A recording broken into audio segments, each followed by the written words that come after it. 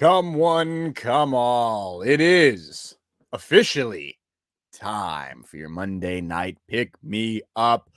LightsThunderAction episode 89. We'll be covering The Boys, season 3, episode 4 and 5, as well as Miss Marvel episodes 1 and, you guessed it, 2.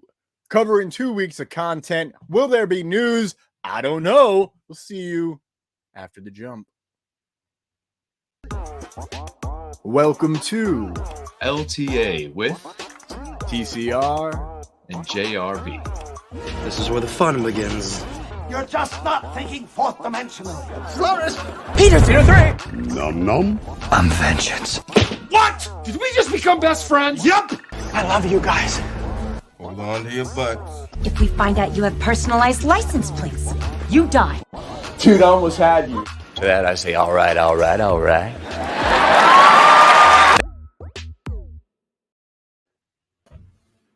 Good evening. It is June 20th, 2022, and it is time for your Monday night pick me up, where two Thunder buddies dive into all things Marvel, DC, pop culture, IP, and the latest happenings in the film industry. On tonight's show, Thomas and I are catching up on Miss Marvel. We're catching up on The Boys. We'll even talk a little more Marvel news, like maybe a new Thunderbolts movie that's in production, or at least will be shortly. But before that, Thomas, where can everybody find our show? You can find us live beaming directly into your homes and phones via our LightsThunderAction Facebook and the HWWS WebTV channel on Twitter and YouTube.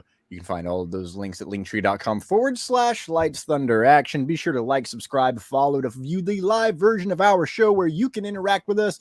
But if you don't want to look at our beautiful bearded baby boy faces, but you want to listen to our beautiful bearded baby boy voices, then you can find our beautiful voices on Apple Podcasts, Good Pod, and Spotify. Be sure to follow and subscribe while you're there. Leave a 5-star review and ask us a question. We're looking out for those. We'll answer them right here on the following week's episode.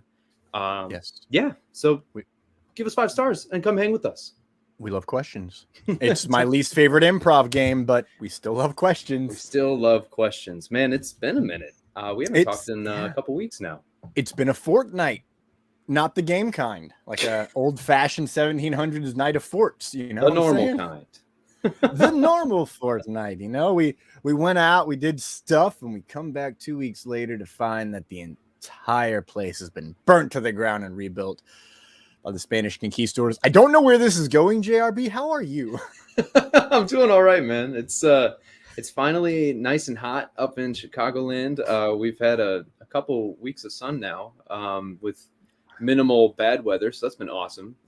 Downside, my AC's out. So as soon as it got hot, my AC said, that's not my problem. And he just hasn't been working for us. So it's like mid-90s outside. It's like mid-80s inside. So if you guys hear my fans hitting me, sorry about that. But we're here. We're living. We're breathing. And I'm getting a little taste of how you feel every day in muggy Florida, dude. How are you? Oh, yeah, man. I'm doing well. It is, like you said, man, it's muggy as hell here. The other day, we had a heat advisory, and it was 100 degrees. Thank God I was on water. Thank God it wasn't salt water, so I could dive in without, being covered in salt. I'm salty enough in my life. I don't need that extra stuff, you know what I'm saying? But it was fantastic. It's been hot as hell, man. 100 degrees, 97 degrees, 98 degrees, 95 degrees. Today it rained, so the house is not in the 80s like it would be normally. It'd be lower than yours. Very nice. So I feel your pain. We come home every day, and it's 82 at the minimum. The RAC is going out, so it's kind of pushing up there a little bit on those extra hot days. But it rained today. We're good to go. I'm happy. I've done a lot of diving into Miss Marvel. I know you've done a lot of diving into The Boys. Absolutely, yeah. I've enjoyed every second of it, even though it's tearing me apart inside. The Boys used to be so fun, and now I'm just on the edge of my seat, just worrying for all my favorite characters the entire 60 minutes. Yeah. Boy, am I happy there's still 60 minutes. Give me a break. Yeah, Give me a it's break. been good. Hi, Mark. Oh, hi, Mark. it totally hasn't taken an effect on my mental health. But on a much lighter note, you have had the opportunity to put together our Miss Marvel rundown. Yeah. I'm really excited to talk about Miss Marvel. I'm really enjoying it so far. How are you liking it? I'm really enjoying it. I'm so happy we have Miss Marvel right now because I need some wholesomeness in my life when we've got The Boys and Kenobi going on at the same time. And I just finished Stranger Things last week. We didn't have a show. I wasn't doing well with my mental health. JRB had technical issues. So I watched Stranger Things instead. And then I was emotionally unwell at the end of it. And then I watched The Boys and I'm emotionally unwell at the end of it. And I watched Kenobi and I'm super hyped, but also a little emotionally unwell because I know we end this upcoming week. And then there's Miss Marvel, just putting a smile on my face, man. Just you can't diving help but grin. It's so much fun. And I loved the first episode. First time I watched the second episode, I just felt bad for Bruno the whole time. Because I'm like, oh, like that's a bummer for Bruno. But I went back and watched it again, and I'm just like, it's so good, dude. Like, it's so much fun. And I love what they did with the community in this. We learned about Kamala. Now we learn about the community, and we'll see what's going. I feel like it's a small expansion of the story each week is where we're going to go. So next week might be, the tri-state area. Then the week after that could be national. Like, there's no telling, but I think it's going to stay rather self-contained, but like the attention that she gets along the way. We'll dive into it more. We'll slowly build up till she's ready for the Marvels, right? Like that's where we're ultimately heading, I think. Have you seen any of the news that we've dove into? Some of it. I mean, so much has happened since the last time we talked. Yeah, when's the last time we did the news? Oh wow, yeah, good question. Because last time, 2 weeks ago, we had 3 episodes of The Boys to cover. I think we might have just grazed over some light Love and Thunder news or something. Because it's been a hot minute. I know there was one piece of news specifically you wanted to jump on, mainly because it's already been kind of in your headspace for a minute. You want to? I'll let you kick that off. Yeah, it's been in my headspace for a very long time, and I'm trying to remember when this news even came out. But it's been confirmed that the Thunderbolts are officially getting a movie, and your boy Thomas Carter Rochester could not be more happy. Nor I can't even get into it. I gotta give myself a big loud pat on the back here because I'm very much looking for the episode. I believe it was episode 4 of LightsThunderAction, MCU rumors and news, number 2 episode 2, I believe. Here we go. Yes, it is episode 4. New Sony dates and MCU rumors part 1. Where we talked about Black Widow, I believe, and that obviously led into me diving into a Thunderbolts montage and saying it's going to be a movie, and we're here. So I was right. It's been over 2 years. So hey, good job, self. What do you think about the Thunderbolts news? Didn't they list out they listed a potential lineup, right? I think I couldn't tell if it was like more just speculating on who could be included or if it was like an actual heard it through the grapevine type thing. The way I understood it was that we just have confirmation that they want to make one of these projects for Thunderbolts. But yeah, do you think this is going to be kind of like the first Avengers movie where we actually don't see the Thunderbolts form until this very end? Yeah, until the movie. Well, because I feel like it could be similar to Phase 1, how Nick Fury is kind of planting seeds for Avengers Initiative. And then in the actual Avengers movie, that's when it takes effect. I wonder if Thunderbolts will be something similar with how Val's been recruiting her team with John Walker and Yelena. I wonder if the Thunderbolts movie is going to be kind of what puts that all together, maybe. Yeah. Real fast, I'm going to shout out the Legend of the Traveling TARDIS friends over there. They have 25 hosts. but it's you got Christian Basil. Christian Nice. Basil, runs it. Melanie Dean, and man, there are so many people that I'm now just blanking on their names. I love you guys. I love the TARDIS family. I still haven't seen the Doctor Who. One day, time's relative, so I've already seen it in some other universe, I guess. Nice. That's my escape clause, like Santa Claus 3. But I absolutely think the Santa Claus 3. You're right. My bad. I forgot the in the beginning. I love your idea that it might be building up. And yeah, I do think that. I concur entirely because that's what it seems this has been going on. When did Val first show up? It was in Falcon and Winter Soldier. It should have Was been it? Black Widow first. It should have been Black Widow. We saw Right. Falcon and Winter Soldier first. Okay. You're right. So hell yeah. That's really fun that they're doing that. So we definitely have Yelena. We definitely are gonna have US Agent. You have to have a Cap and a Black Widow. I'm gonna be, I would be very surprised if they don't try to just remake like, oh, this is a version of the Avengers, right? Mhm. Where they get a Thor-like character, maybe Abomination on there to be your Hulk. Then you need an Archer. I mean, there's a lot of those, honestly. You could end up with Kate Bishop on the squad, but probably not. Who would it be? Oh, maybe a Bullseye. Bullseye. He's a good pull. And then you were missing, what is that, 5? Who are we missing? Oh, yeah, someone in an iron suit. That Who the hell cares? Baron Zemo will take over Iron Man as the smart guy on the team. So we're going to give that to Baron Zemo. Boom, there's 6. I love it. Only if Baron Zemo has the damn sword, though. He must have the sword. Otherwise, I quit. It's a very specific niche thing. I love it. I'm ready. Before we hop over to the next news story, which is probably going to take a little longer, the Legend of the Traveling TARDIS wanted to thank me for hosting the 10th anniversary special at MegaCon.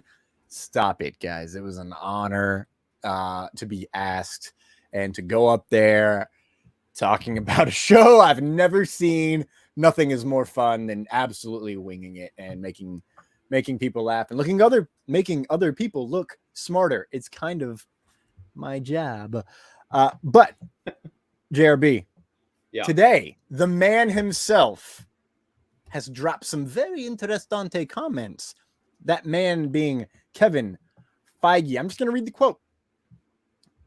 As we're nearing the end of Phase 4, I think people will see where this next saga is going. I think there have been many clues already that are at least apparent to me of where this whole saga is going, but we'll be a little more direct about that in the coming months to set a plan so audiences who want to see the bigger picture can see a tiny, tiny, tiny bit more of the roadmap. Now we enter speculation station. What is the saga called? What's what's going to end Phase 4? Ooh, that's a great. Let's start there. What ends Phase 4? What's officially the end of Phase 4, JRB?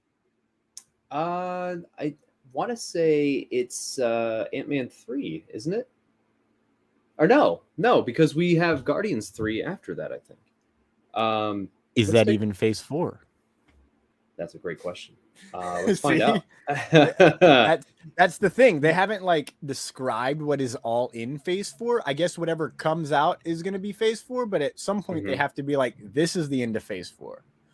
I could see Quantumania, the introduction of Kang the Conqueror, definitely being where they end Phase 4.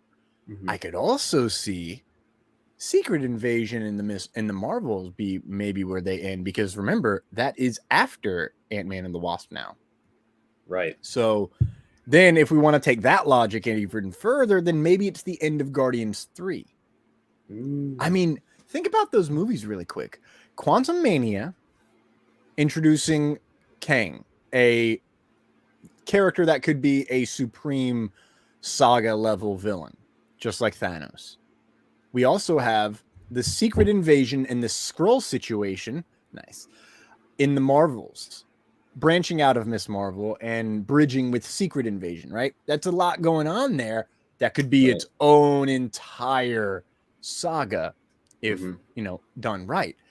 And then the Guardians at the end of that, probably still on its own, but I wouldn't be surprised if they end it with the Marvels and Guardians 3 starts Phase 5.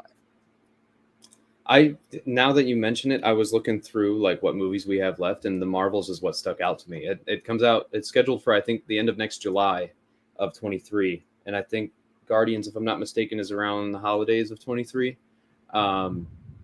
If the Marvels is what ends Phase 4, and he's saying we should have a better picture of it by then, the Marvels, I know we're expecting to see Captain Marvel, we're going to see Monica Rambeau, we're going to see Kamala Khan as Miss Marvel.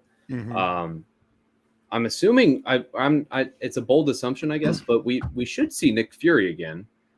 And so we'll have to catch. Well, maybe, I don't know. It would be weird if we didn't, right? A little bit. I mean, Carol really doesn't have any ties to Earth except him still. And well, he's the lead guy in Secret Invasion, right? So we'll see him there. But is that how directly will that connect to the Marvels? Because if it's a bigger connection than we're expecting, then I could totally see that being what Feige's referring to here. I don't know. We didn't really have a picture of where the Infinity Saga was going until the last movie of Phase 1 in the post-credit scene. It was when Thanos turned around and said, or didn't even say anything. He just turned around and smiled, and we're like, oh, that's what's going on here. So like, who's that purple guy? This explanation, I'm still like, I hate that he's coming out and saying this, because this is him acknowledging that fans are like, I don't know if impatient is the right word, but after like Doctor Strange and the Multiverse of Madness came out, there were a lot of complaints like, where's Phase 4 going? That's so unclear what's going on. But when you look back at Phase 1 in the first 5 movies in the MCU, a couple Iron Man movies, a Hulk movie, Thor and Captain America, they were very, very loosely tied together. Some of them not at all. And I don't remember anyone complaining about any sort of direction or lack thereof back then. It's like, can you give them a minute? I mean, do you realize how long it took to get to where we are right now? And now we're essentially not starting over, but turning a new page. They have the next 10 years planned out, and you're mad that you can't see it yet. Why are we not enjoying what's coming out right now? Everyone's so concerned, and Feige saying this to me is him panicking that people are going to lose interest and intrigue. And because he's starting to step away from these projects. He doesn't have complete total creative control over like the directing. He's kind of leaving it more in the director's hands, so he's not as involved with that. He has a new boss to report to at Disney, so he doesn't have total control over what Marvel puts out. Disney still has kind of like the final say in these things now, and we saw that with Doctor Strange 2. And hey, Terry, the hardworking, everlasting Terry McIver says, "Dudes, what is up, Thomas the dude?" But anyway, yeah, that was my long-winded rant just on Feige. This seems like a weak moment for Feige. I don't know why he's doing this. Wow. I'll tell you why he's doing it. Because he's enjoying watching us all squirm. Like he said. Why would he say this?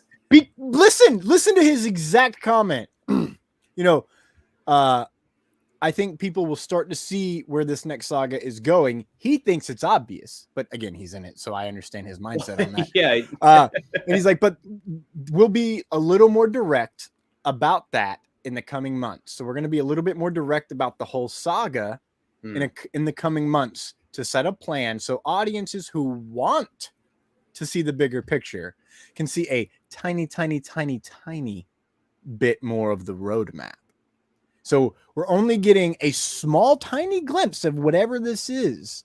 And it's going to give us it's just a tiny bit of a roadmap. It's basically like getting the state of Florida map and then driving all the way to Washington State. It's like putting Thanos in your post-credit scene. Exactly. So why is he telling us ahead of time? Because it's not going to be like that. I think it's going to be more like the Phase 3 announcement, which, if you want to compare it to a more recent thing, would be maybe the Phase 4 at San Diego Comic-Con, or even Disney Investor Day from 2020. It could be something along those lines where it's just like, this is the character. Because remember the Investor Day, Iman Vellani found out the day of, like right before it went up, got a text from Bree, a couple of producers, and the director, and it's like, hey, you're in the Marvels. And she's like, oh, cool. And then it pops up on screen and she sees it and she goes, oh, I'm not just a cameo in this movie. Oh, that's how she found out. So it's not hard to say that we as the audience are going to get those same things, which is, we didn't know Miss Marvel was going to be like that big of a character. We all kind of assumed, right? Like, oh, she's going to be a big character. It's going to be this big trio of badass ladies fighting in space.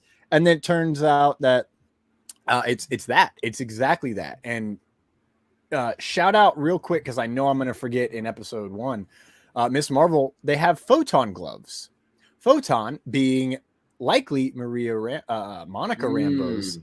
Love that. I didn't even think of that. They're the same color as her powers from WandaVision. So, and as far as we know, they're still in that bathroom. I don't think we ever followed up on those gloves. I thought for sure the Department of Damage Control was going to find those and track her down that way, but apparently that wasn't the case. We'll get there. But also, fingerprints don't get left on cloth as very well. So there's that. Oh no, I thought it was going to go back to Bruno, like he'd stolen parts would trace back to him or something weird like that. But we'll get into. There's always episode 3. So, but yeah, man, this spiky comment is weird. I'll try to remember that when we get to Miss Marvel, because that actually could fit. Okay. But I honestly, so now let's just real fast, 20 seconds, 30 seconds, maybe 40. What do you think the saga is? I think it's Secret Wars. Okay. And I can see where he says that it's obvious. I can see that because like in half of the Phase 4 projects, we're hopping to a different universe to do something. You know, Shang-Chi hopped to a different universe. Multiverse of Madness visited a couple. Miss Marvel seems to be, there's a tear in space-time or something. She's having visions, maybe a multiversal thing. WandaVision had sort of kind of that effect where she was emitting like the radiation from the Infinity Stones, where I guess that could relate somehow. I don't know. Well, she's gone now, so maybe not. But wow, a lot of multiverse stuff. Oh, No Way Home, of course, was all about multiverse. So I think Secret Wars is probably where they're going. Loki and What If, yeah, that too. Yeah, very multiversal. I don't think it's going to stop with Doctor Strange. Oh, what if Thor is going to be a multiverse movie? Don't do that to me. Don't do that to me. Wow. What if Olympus is a different universe? Or a different plane, kind of like in fucking Moon Knight. Moon Knight. Yeah, I knew we were forgetting one. Moon Knight. Wow. Oh my gosh. Yeah. See, there's so many where they're visiting alternate dimensions. It's got to be Secret Wars. I like that. I like that a lot. That was 50 seconds. That kind of doesn't make my guess fun, so let's just go insane. It's gonna be an entire time travel saga, and it's gonna be called Conquering Time. Conquering Time. Sure. I'm winging it now because you took mine. So it's gonna be Conquering Time, and Kang is gonna be not just one version of him. There's gonna be an entire variant situation going on. Oh, and he's eventually inescapable. I am inescapable. Yeah. And I am Kamala Khan. Nice to meet you. That's exactly how things go. It's exactly it. I think, you're right. It's obviously Secret Wars. The incursion name drop is very important. The incursion's huge. Yeah, I don't think enough people are talking about that. That's because most people don't know. I'm not gonna lie. They said incursion, and I was like, oh, okay, yeah, makes sense. You'd call something an incursion when two things like clash, and it's become a big. Okay, sure, yeah. And then everyone's like, it's a big Marvel thing, and I'm like, what? And I go look, and I'm like, oh yeah, I did know that, but like. Not well enough to catch it in the moment. So, and they also casually destroyed another universe in that movie too, or that Supreme Strange did. He collapsed a whole universe to get the job done with the Darkhold, and another variant of Strange and What If did the same thing. for different reasons. But Mhm. they're like collapsing universes, kind of just like in the background, and I wonder if that's going to come back to light somehow. Oh, you mean like wiping out timelines in Loki? That's a really good comparison. Yeah, exactly. A Interesting. lot of erasing stuff. A lot of getting rid of some universal garbage. Okay, What? so also Black Panther touches on multiversal stuff, and also Oh yeah, Bast is supposed to be in it, right? Bast is supposed to be in Thor: Love and Thunder Oh, and Thor: Love and Wakanda Thunder. Forever. And I Wakanda think Forever. Oh, I do really? believe it's both. I think it's both. If I remember right, it is supposed to be both. Could Dude, be wrong. what if One we day. find Namor and he's not actually like on Earth? It's like an alternate dimension thing, like Shang-Chi. Ooh, interesting. Like it's like it is technically I'm- Earth, but it's like a portal, kind of like Shang-Chi was, where it's like a hidden. Because like Wakanda's like that, it's like a hidden society, but it's just a force field that makes it invisible. What if Atlantis is like next level and it's really like a Shang-Chi type thing? I mean, We're getting way off track already. We're getting way off track, but I was thinking, Thor: Love and Thunder could touch upon another, like, seriously, Valhalla. That could be another after Moon Knight and finding out the ancestral plane and the duad are both very similar. Valhalla now seems like a perfect place for the afterlife of the Norse mythology, deities, and practitioners. So I think it's going to be a very interesting going forward, because Black Panther's our last movie this year. Yes, Wakanda Forever. And then we go right into Quantum Mania, where the quantum realm is its own entire reality. I don't know, man. We've talked this out. I like what Terry's gonna say. He's gonna say he says it's multiverse, followed by the cosmic saga. I'm a big fan of that. I'm a big fan of that. And then he also says, how did Mysterio know about the Earth 616 designation? I've been wondering the same thing. I also am questioning whether or not Quentin Beck was actually from another universe utilizing the Darkhold. Yes, I went that far into my theory on that. Yeah. So Quentin Beck is genuinely using magic just in another reality. And it's so obviously it's Bruce Campbell as that version of Quentin Beck. But but I actually think that perhaps best way to, whenever they did their research, I'm assuming that they heard him say this is Earth 616 in their research on 838, and we're like, oh, that we'll just call that universe that. Yeah. That's genuinely what I think is going to come down to. It's what I thought from the beginning. I still like my Quentin Beck Darkhold theory, but hey, man, that's obviously because it's mine. I still think Mysterio knows way more than he's leading on. That's all. Yeah. I mean, I think we might have just seen his drones in Miss Marvel. And I don't know how the DODC would have gotten past her security protocols. So something's going on. But Mysterio lives. Long live Mysterio. Shout out Ethan Simi of 15 Minutes of Marvel podcast. Terry also said, now had it been Mysterio 619, different Mysterio, the WWE variety. But I love that, actually. I would have popped so damn hard. Just a luchador Mysterio from the 619 universe. Can we? Hey, Rey Mysterio, obviously you're a big fan of this show. Can you do a Mysterio costume? Like a Rey Mysterio costume? Like it's almost too obvious. Like I know he's done like Wolverine. I think I've seen him do like so many different like superhero themes. Doing an actual Mysterio one would be pretty dope. That would be dope. Can you hear that thunder? Is that what that was? That's that. Yeah, it's shaking the whole house, man. It's fantastic. Wow. Okay, good stuff. Wow. God of Thunder has entered the chat. You're welcome. I don't wear this leather vest for no reason, love. Right. Let's do it, man. It's time. Let's take a brief 30-second ad break, catch our breath. We're going to come back on the other side for Miss Marvel episode 1 and 2. Now it's storming. We'll see you. I'm GW Pomacher. I'm Dina Marie. I'm Sage Ia. I'm Thomas Carter Rochester. Hey, I'm David Thompson. Hi, I'm Kevin. And I'm Mia. Hi, I'm Mark. Hey there, this is Dave Adams. Hi, I'm Rosemary Rose. Jerome Conner here. Hey guys, it's Josh Bauer. Willow Scholar. I'm Cosplay Michael. It's your boy Country. I'm Ryan Permison. And I'd like to ask you guys, Please subscribe. Please subscribe. Please subscribe. Please subscribe. Please subscribe. please subscribe. Please Subscribe. Subscribe. Please subscribe to HWWS WebTV. Great bunch of people. And don't forget to smash the bell. Ring that bell. Smash that bell. Hit that bell. Hit the bell to be notified. Hit the bell to get notified of new shows. And videos. You're going to want to do that, so do that soon. So we can cross that 20,000 mark. And get us to 100,000 subscribers. To 1 million and 10 million and 100 million. On HWWS. WebTV. You'll really like it. I guarantee it. Thank you. Sound the breaking news klaxon.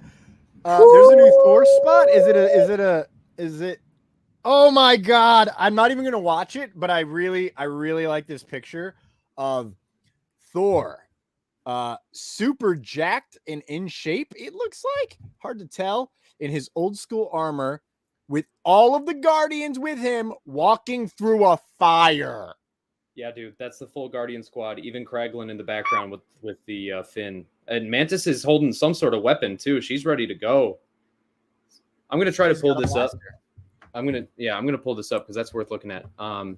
Yeah, of course, a new Thor spot drops right as we're talking. And talking about Thor and Thunder and That's the Thunder, yeah. As the rain drops, I get a text saying there's a new Thor spot. He's still got his endgame gear on there, and he's still got the beard too. He does, which is like the exciting part to me. And he just looks way wicked, jacked, and in shape, which makes me think that he's not actually gonna be in the suit, like the You think it'll be a different armor? I mean, honestly, as I zoom in, it looks like he could be bulgy in the front. I don't know. I don't know. Yeah, this is a dope shot. It is. It's this really is cool. a dope shot. That's about to be my new Twitter banner. Let's fucking go. Let's dive into Miss Marvel like I said I would. I'm going to start out real quick. We're going to keep Miss Marvel episode 1 very brief. In short, we learn about Kamala, her relationship with her family, her relationship with Bruno, a little bit with Naki, and how she relates to her school life, if you will, her public school life, which anyone who's been in public school, it's very hit or miss. And we are seeing how big of a fan she is. The graphics throughout is amazing. There's a sequence where they're texting each other and they're utilizing digital effects and practical blended together so beautifully between, say, like a phosphorescent sign and then going over and there's typing all over the ground. Absolutely love that. Eventually, the Muniba and Yusuf, the parents of Kamala and Amir Khan, tell her she can go to Avengers Con. Woo! Yay! Along this way, we find out she's a little bit of a rebel. Shocking that an MCU character is a rebel in some way. And she... It's almost like a superhero requirement. You got to be charming as hell. And you also got to be really, really rebellious. Don't listen to your parents, kids. Yeah. Never! Please listen to your parents. Don't do drugs, stay in school, get an education, be smart, live with your heart. Just like Kamala Khan. We go to Avengers Con. They have this great sneaky plan. It kind of half works. And shout out the photon gloves again. She saves Zoe. Zoe gets taken down by a Thor hammer. Possibly my favorite part of the whole episode. I don't know. Seeing we see basically, real quick, stopping entirely on my recap. Avengers Con looks so dope. I want to go to Avengers Con. Like, let me be real. I was very sad that I couldn't be in that shot to have like a good but not great Thor costume. You know what I'm saying? Like one that could be screen. It's like, oh, I saw him wear this, so I made this. Like it looks like I made it, right? Put me in that scene, please.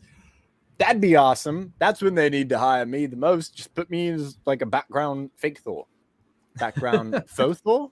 I don't know. Back to the plot. Eventually, she uses her powers from the bangle, which we find out is from her grandmother. and saves Zoe. Who's Zoe? Someone that they've known since kindergarten, kind of a jerk to her at school, but all like making fun of Avengers, but also goes to Avengers Con and wears a cosplay and just, yeah. She turns out to be cool in episode 2. So shout out Zoe. Then we find out at the very end with the post-credit scene that the DODC is going to be involved in this whole show. And Cleary, Agent Cleary, looks as if he's seen this tech before and looks a little worried, looks a little angry.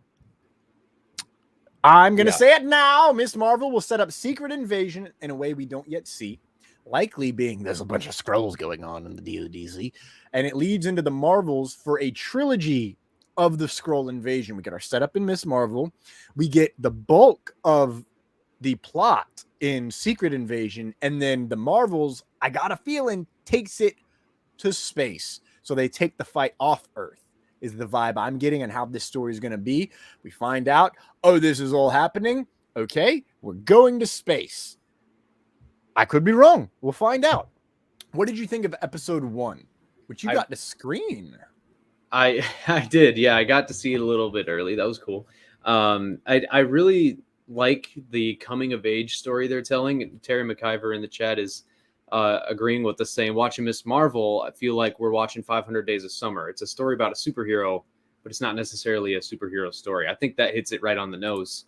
It feels bigger than just another superhero story. You know, she is aspiring to be just that, a hero in her own right, but it's also about her coming to terms with who she is, figuring out what she wants to do, what stance she wants to take in life, you know, and how, and she takes that from like a family perspective, from like a teenager's perspective, from like a religious perspective. Even it's really cool to see how much they were able to pack in, and introduce to us just in that opening episode. And all the while making it enjoyable as hell. You're right. The graphics and the art that they're using to tell the story alongside her and showing the whimsical, you know, superhero fantasies as like living graffiti on the walls as they're walking by and stuff. It was so amazing. And every character is fun. Like every conversation, other than the really heavy ones with her family, like even her principal is like a delight to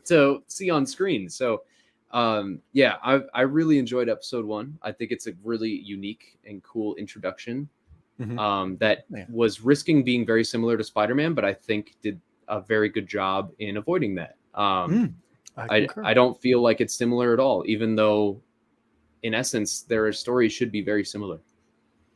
The coming of age tone is definitely similar, but that's it. Yeah, they're both teenagers. That's about it. Teenagers in high school that have powers and are trying to figure out way too much at once. Right.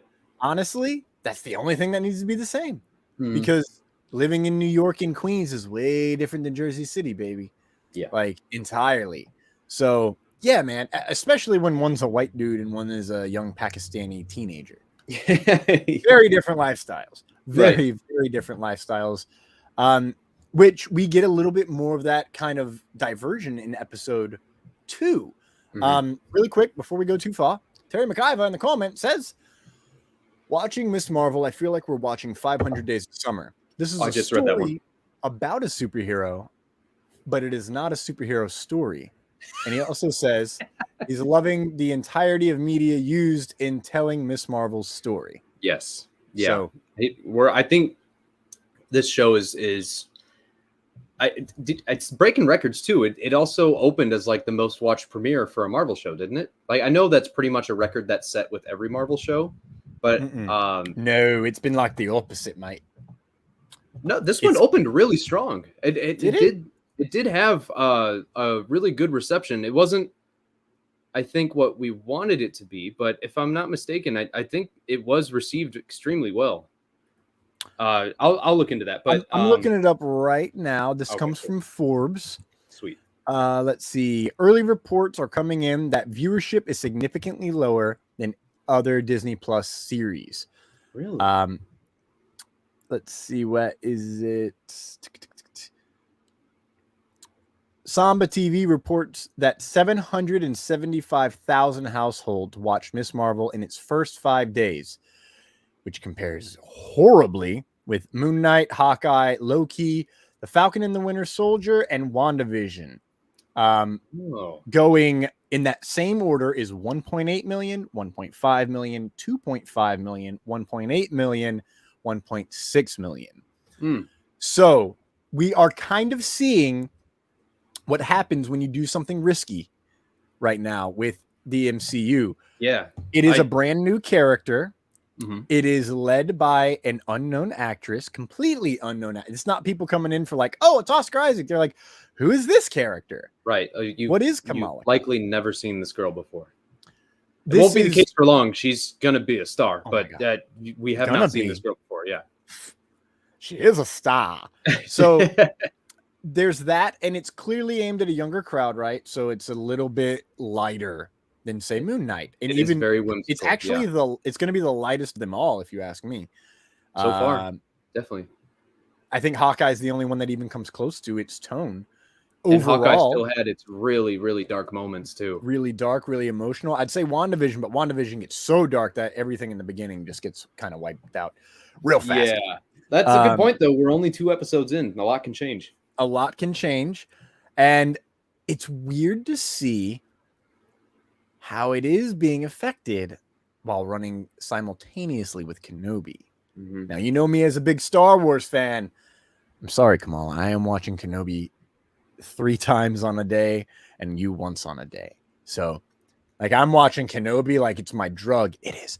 And I'm watching Miss Marvel like it's the only thing that can bring me down from that drug. It is. And so it's like it's a weird bend here. I genuinely love Miss Marvel, and I'm not ashamed that people aren't watching it. I'm sad that people aren't watching it. I'm ashamed that I can't steal people's Disney Pluses and watch it to boost these ratings. You know what I'm saying? Like, I don't want to steal their money. I just want to steal their views for Miss Marvel. It does deserve it. It's very deserving. The fucking review bombing. I'm going to get real angry here really quick. Are you fucking kidding me, white people? This is coming from a white, blonde, blue-eyed dude living in Florida wearing a leather jacket. None of this makes sense. Yet here you are still doing this whole review bombing thing because you're super religious. Clearly you're not accepting others. That's super religious. And you're very, very worried about, oh, well, all these young ladies. Listen, man, just grow up, grow a pair, leave us all alone, go live in your cave, never come out. Be Scar from Mufasa, or be Scar from Lion King. Run away, and never come back. Has there been a religious backlash? I know she was receiving a lot of like racist comments for her role. Is religion being brought into it too? Have you not seen the Christians Against Miss Marvel group on Facebook? I have not. Half of it's satire, half of it is very real. We had a friend of the show, Leah from She Will Rock You Pod, infiltrated the group, took some screenshots, and then promptly left because she did not like. You know what? We're here. I need people to understand the depths really fast, hard, aggressive tangent to something super not positive at all. Terry McIver in the chat saying you can't reason with stupid. Have to agree. I do try though. I try to negotiate, Harry. We always try. Negotiate. We always do try. Well, I'm not surprised about the backlash. I had no idea it was of this variety. Are you ready for some dramatic readings of these things? I got 3 here for you, folks. We're gonna have some fun. Oh boy, here we go. All right, Christians Against Miss Marvel. Coming as a Christian advocate, I'd like to say I don't associate with this. Just off the bat. Yes. I know some people might get confused. They're like, "Wait, but you're that." I'm not with them. But let's hear it. I love. Before we get too far, I love that because that's exactly how pretty much every good person in the world relates to religious extremists of their own faith. Mm-hmm. They're like literally, they're not real. They're like losing the tables their have mind. turned right now because ever since 2001. Been really hard for some people to get along with the fact that there are some people of Middle Eastern descent living here, and now it seems like you're saying that the same tension but reversed is also happening. No, it's the same. It's the same. Exact same. It is the exact same. all the way. It's just the difference is that I don't know if people in the Middle East like recognize how that we actually do have some good Christians. You know how some people in America don't realize that there are quote unquote good Muslims, right? Yeah, That right. They because it's just only associated see with the everything. yeah. So, But anyway, sad. let's hear what these crazy Christians have to say about Miss Marvel. Let's have some dramatic readings of some of the dumbest stuff I've ever read. This comes from Name Unknown. It's not true. I could read her name if I knew how to read that letter. I'm against Miss Marvel, as Miss implies MS, by the way, implies she had been divorced. Why not call her Miss Marvel, MISS?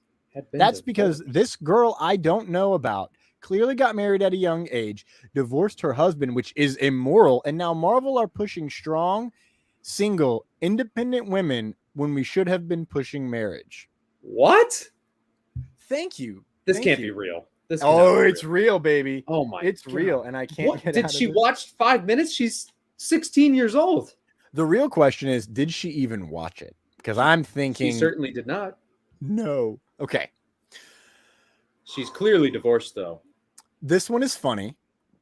Pretty sure this is very satire. This think of this face every time you think about watching Miss Marvel. Jesus is watching. He will come into you and purge you of the gay thoughts. Jesus and Judas' kiss wasn't gay because they said no homo afterwards. And remember, WAP, worship and prayers. The photo, Jared Leto, baby. Okay, all right. Yeah, that one's fun. I like that one. That's a good one. Now, WAP. This one comes from the person who made the page. If you know, then you know. I'm not going to name names, although I'm 100% certain it's a fake name, but whatever. Might be a comic character we know. Who knows? I'm going to read it verbatim. I'm not going to fix his bad grammar. Steve Rogers. No, it's not. It's Wade Wilson. I would to thank you. Oh my God, I can't even do it.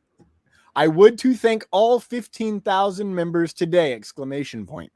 With this many of us backing this boycott, Disney will have to listen to us again! Exclamation point. Again. They've done this before? Oh, apparently. Just wait. We got Loki canceled, and we will do the same with this.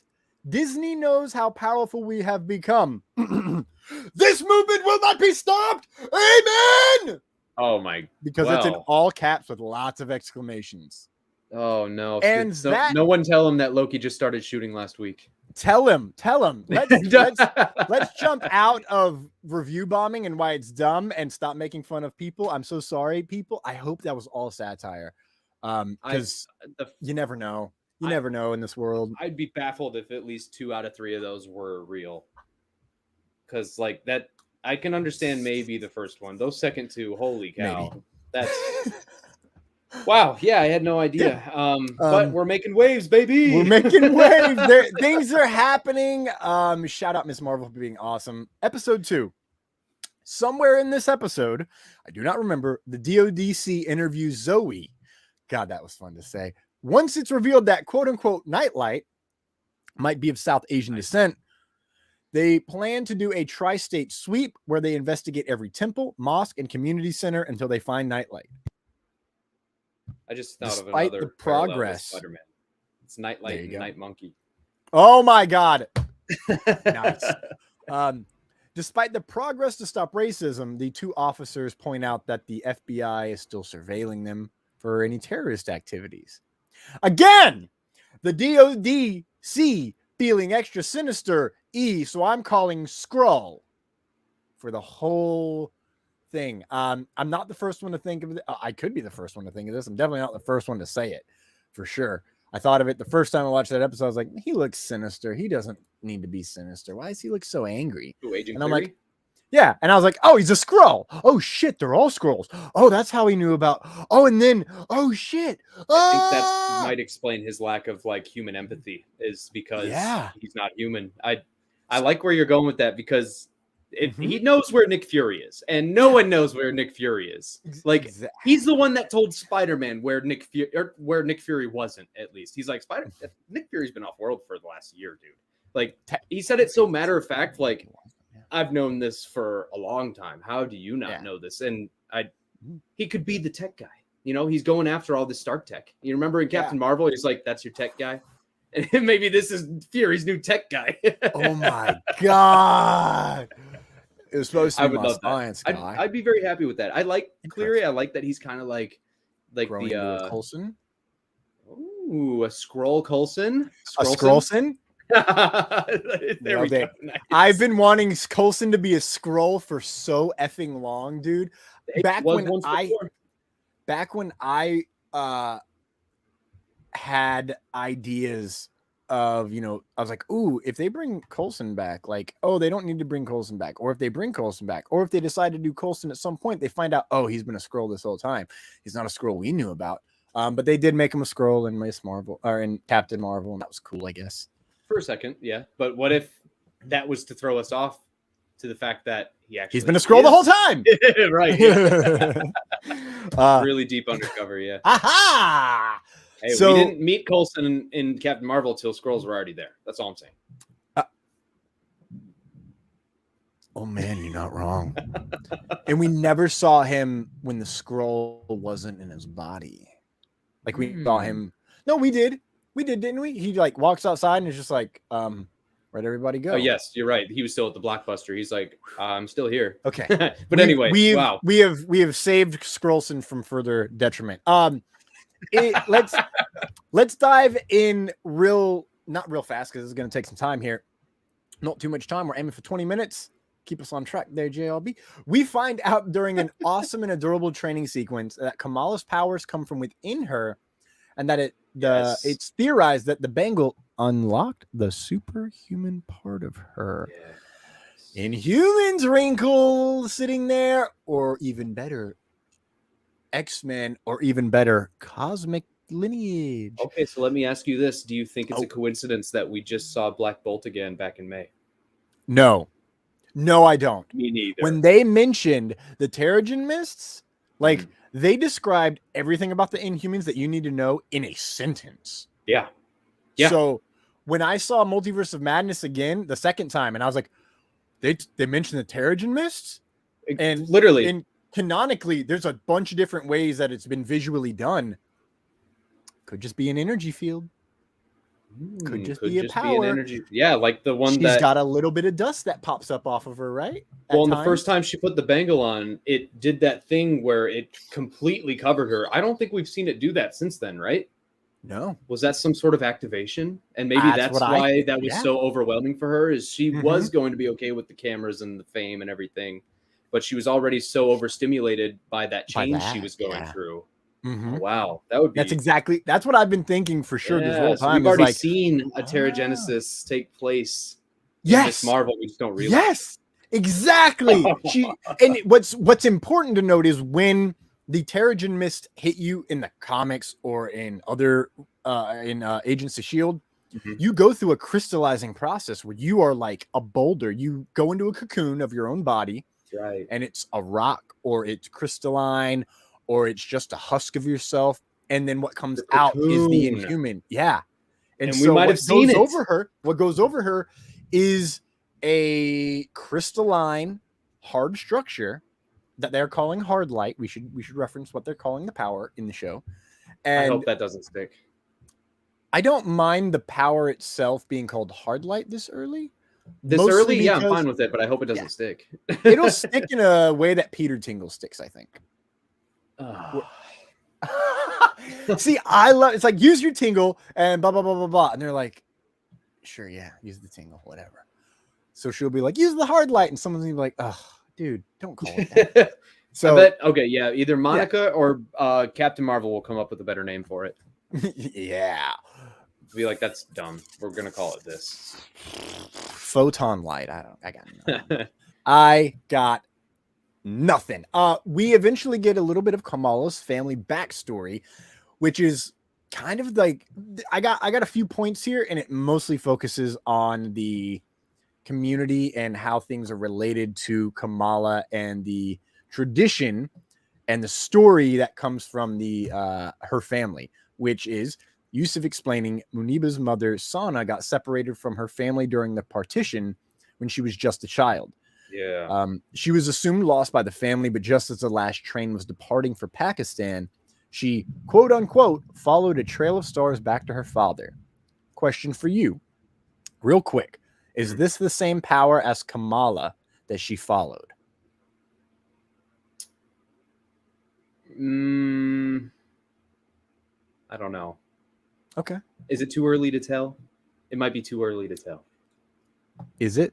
We'll find out. What do you think? Don't just leave me hanging. What do you think? Well, I don't want to spoil the ending, but we did. Okay, she kind was of shooting get... light into the sky uncontrollably when she first did it. Exactly. So maybe that yeah, okay. A trail of stars kind of reminds me of the stairs she stepped upon to climb at the end of this, and even during the training sequence when she's trying to learn how to walk on them and do what her powers can do. She creates platforms to walk on. Yeah, that's a good point. I think there's some substance there. Yeah, I think maybe that was a very early seed that was planted, because it's not a coincidence that Kamala's having these visions of Aisha now, of her. Yeah, which we're about to get to. What I like the most, really quick, is because we're gonna do another quick stop in a minute. What I really enjoy the most about, following a trail of stars back to the father, is this is it's cosmic power. B, there is a star represented on the band, and because of the story that we get of Aisha, the great grandmother, it kind of is like, maybe that is her. And the way that the hard light structures, the inside of it does starburst out as well. So that's where my brain went instantaneously. I like that. And when instantaneously at the end of this discussion, backstory, if you will, from Yusuf, Kamala has a vision with the cuff, possibly of Aisha, her great grandmother, who is believed to have shamed the family and possibly the original owner of that cuff. So, real quick note on partition. Do you know what the partition is, JRB? I did after watching this. I think I want to say I remember hearing about it briefly, like somewhere in high school, that makes but sense. not actually learning about it. And you so mean wow. Right? Yeah, exactly. So, shock. Yeah, they did such a good service to all of us students. But well, history is written by the victors, so the conquerors. Excuse me, King. No, but to answer your question, no, I wasn't familiar with the partition. This show, Ethan Simi, 15 Minutes of Marvel, second time I plugged him now. He also said on his show that this show is doing a good job of teaching him more about this culture and its history. And I couldn't agree more. Yeah, this has taught me a lot. I did a deep dive on the partition because I was curious. I wanted to know. I want to hear all about it. I wanted to understand why they had such emotional trauma built into this. As soon as they mentioned the partition, I'm like, they reacted in a similar way how some people react when you mention the Holocaust. I'm like, ooh, I wonder how similar those are. As far as I've read, it wasn't as similar, but it wasn't too dissimilar in certain ways at the same time. The partition of India was in 1947, and it was when it divided British India, into two independent dominions of India and Pakistan.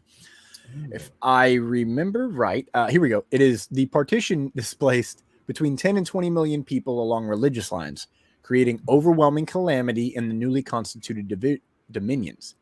It's often described as one of the largest refugee crises in history. There was a large-scale violence situation going on, with estimates of the loss of life accompanying or preceding the partition disputed and varying between several 100,000 and 2 million. That's a big range of deaths. Yeah, to be estimated. That's not even kind of close. That's such large. To not even know, that shows you the depth of this tragedy. Is you couldn't even keep track of who was dying. That's how chaotic it was. That's crazy. We don't like colonizers, do we, JRB? I don't think we like colonizers. Not a fan of those colonizers. No, they might have created some great countries back in the day, but was it? We got to ask, was it worth it? No, it's never worth it. They did it on blood of the backs of others and blood of everybody else. I mean, Jesus. The way the world used to run, or the way the world used to run, is not fun to talk about. Let's definitely not act like it's any different these days. It just may not be happening as publicly yet. Also, other countries are not us, so it still happens. The world is violent. Be nice to everybody. You never know what you're going to go through. The violent nature of the partition created an atmosphere of hostility, apparently, is the basis. That was not the right word, but the beginnings of hostility and suspicion between India and Pakistan. That is still going on today. This comes from Sarah Shafi of AV Club. She wrote, partition is still living in memory, and Muslims, Hindus, and Sikhs still carry the inherited trauma of being ousted from their homes and having friends turn to enemies in an instant. For decades, stories about partition have been really difficult to come across because there was a silence caused by trauma. And because, as Nakia says, history is written by the oppressors. It's only in recent years that people have started to share what they saw and heard and went through. Unfortunately, it's almost too late. Those who remember partition or know the stories of the time are now few and far between because age and health comes for us all. So this is literally a part of history that we just officially got a much better understanding of. And it's like a child right now learning about World War II for the first time. Yeah, that is literally like this is an entire nation's history. Two nations, really, caused by a third nation that's still around today. It's pretty wild. I really wasn't expecting. I knew that this show was going to teach me some things culturally that I wasn't familiar with. I didn't realize it was going to be this heavy. I mean, this is something I really had no frame of reference on, and is really tragic to read about. Yeah, and they're talking about it, and I'm like, okay, yeah, like when was this partition? Like, I'm thinking they're like, oh, my grandmother or my mother and their parents. I'm like, okay, all right, yeah, let's see if that works, and then just okay. So we'd what? And so when I looked it up, and I'm like, oh, it's 1947. Yeah. Oh, that's why it sounds very Holocausty in how they describe it, because it kind of is. You get on trains, you're shipped out of here, your friends become enemies. After the Holocaust. Yeah, your friends become enemies on an instant, on a whim. You're betrayed and turned over to be kicked out of a country, essentially. Yeah, all because of a different religion. Yeah, that's basically not too dissimilar from the Holocaust. They were taking notes. It's like they were taking notes, Britain. Real quick to get super lighthearted. Hi, Aunt Pam. Aunt Pam in the chat saying hi. Hi. You joined at a very convenient moment. We're talking about partition. Yeah, and it's great that Aunt Pam is not a part of the Illuminantes. Always the Illuminantes. Yeah, that was another man. Miss Marvel. What a fun show. We got to talk more about this. So another thing we learn about from Miss Marvel's culture is a religious event that they celebrate. I think they said twice a year. She said it's the lesser of the two, called Eid Mubarak. Am I saying that right? Yeah, they just call it Eid usually. Or is Eid Mubarak like the greeting that you give them or something? It's possible. It's possible. They kept saying something of that nature, but yeah, I got to learn about that too. I had no idea that was a thing. Yeah, you got to learn about that. Well, let me teach you about something else, bud. We also see the act of wudu, which is the Islamic procedure for cleansing parts of the body. It is typically a ritual. It's a type of ritual purification, typically done before prayer. Kamala and Nakia do this in their in a washing sink. I believe it was a restroom, and then they head into the mosque for prayer and lecture. Have you ever seen this happen? Have you ever seen this in film or in person where someone is cleansing themselves in the sink right before prayer? No. I have. Not Muslim, no. Just someone cleansing themselves in the bathroom. The idea of it, yes, but this to get not an in inside look, no, definitely not. I went to Florida Tech, as some of you may know, David as well. It's very internationally diverse. It is a pipeline to SpaceX, NASA, and the like, so of course it is. voodoo is something that I've seen plenty of times in college in the sinks of the restrooms. Very like as soon as they go in and they start washing, I go, oh, they're about to pray. Like instant click in my head. I was like, oh, they're going to pray now. I got it. Okay. It's 5 o'clock. Of course, as the sun sets, you pray to the west. Got it. And I didn't realize how underrepresented seeing this is in media until I read the recap of Miss Marvel episode 2 from Sarah Shafi on AV Club. And it kind of dawned on me that I am very lucky to have gone to Florida Tech and have friends from literally the entire direct other side of the world, from India, Pakistan, Egypt, South Africa, Nigeria, the Bahamas, China, Japan, like everywhere, spread out.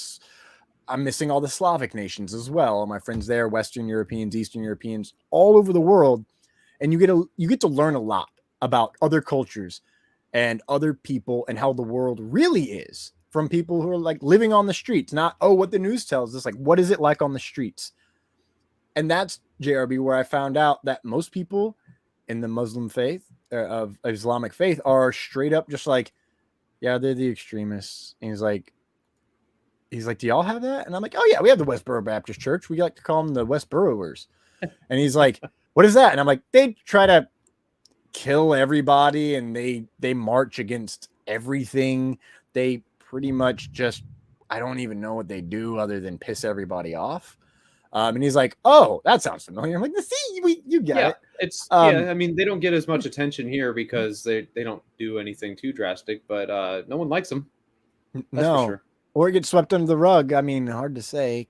That too. But, yeah. Wow, I'm so like morbid today. What happened? You are, man. This is we haven't even gotten to the boys yet. So let's I know that's why I'm kind of concerned. I was like, I know this is supposed to be the lighthearted part. This is the lighthearted. So Nakia runs for mosque board and manipulates Yusuf, aka her white whale, into thinking a vote for her cousin might be betrayal to Kamala. Very sly, very lovely. I loved it. And they end the entire episode. We got that. They end the entire episode with the Eid party scene where Kamala has to make her first save with her powers consciously. A boy tries to get the perfect selfie, classic, and falls, extra classic.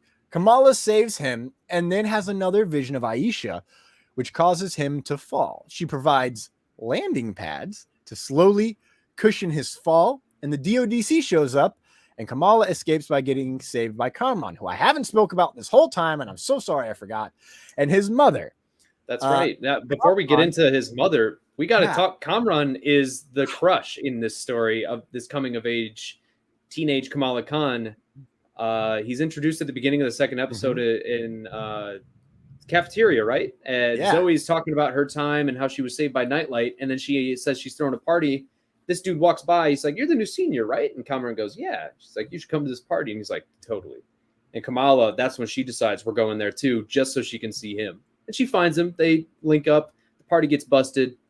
They run away. He drives them, and then all of a sudden he's super into Kamala, completely blowing off Nakia and Bruno in the back seat, even calling Bruno Brian at one point as he's pulling away.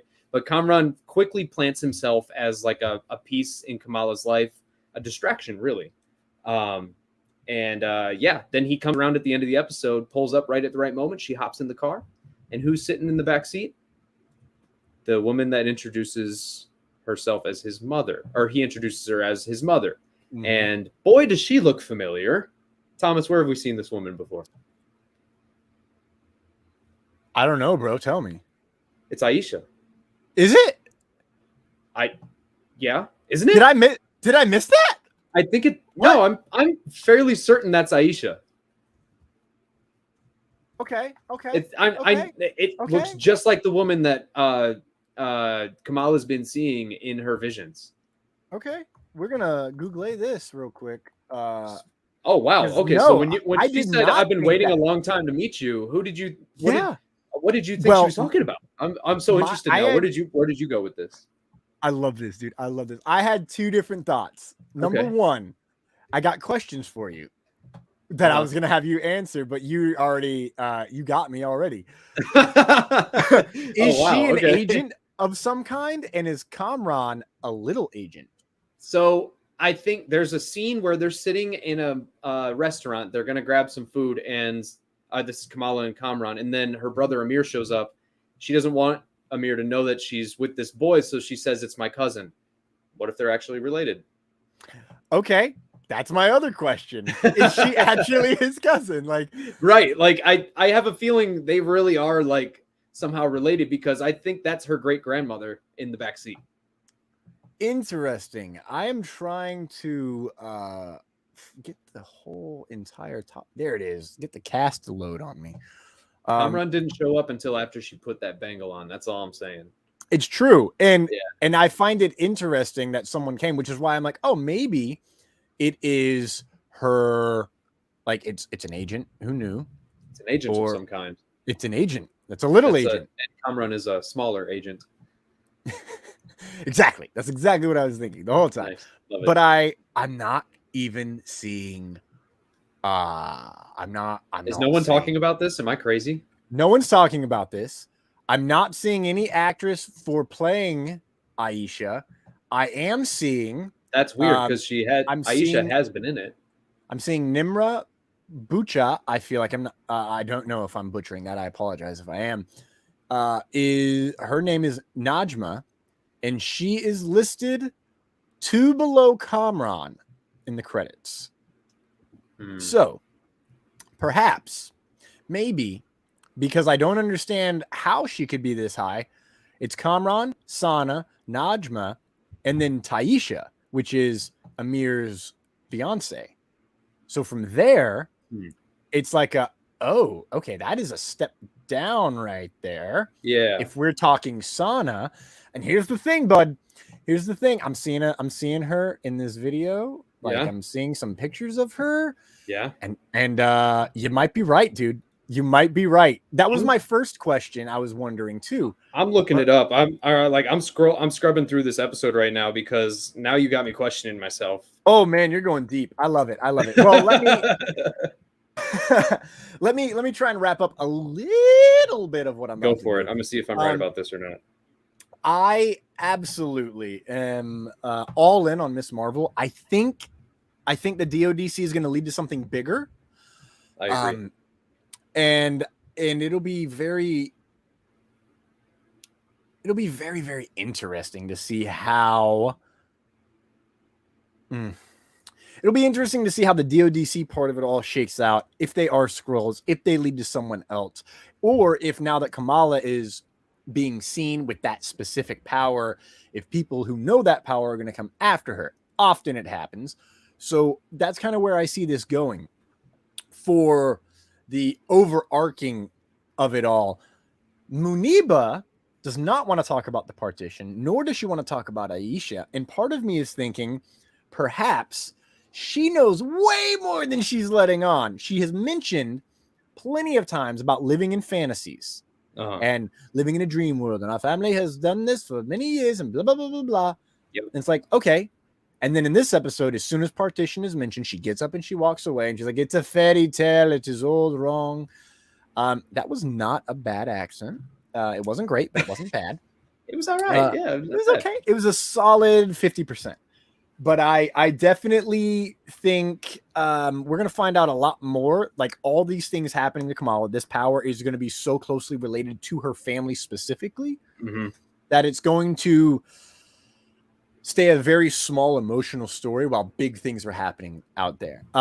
Quick on the DODC, you mentioned the photon gloves, and I remembered, and I'm bringing it back up.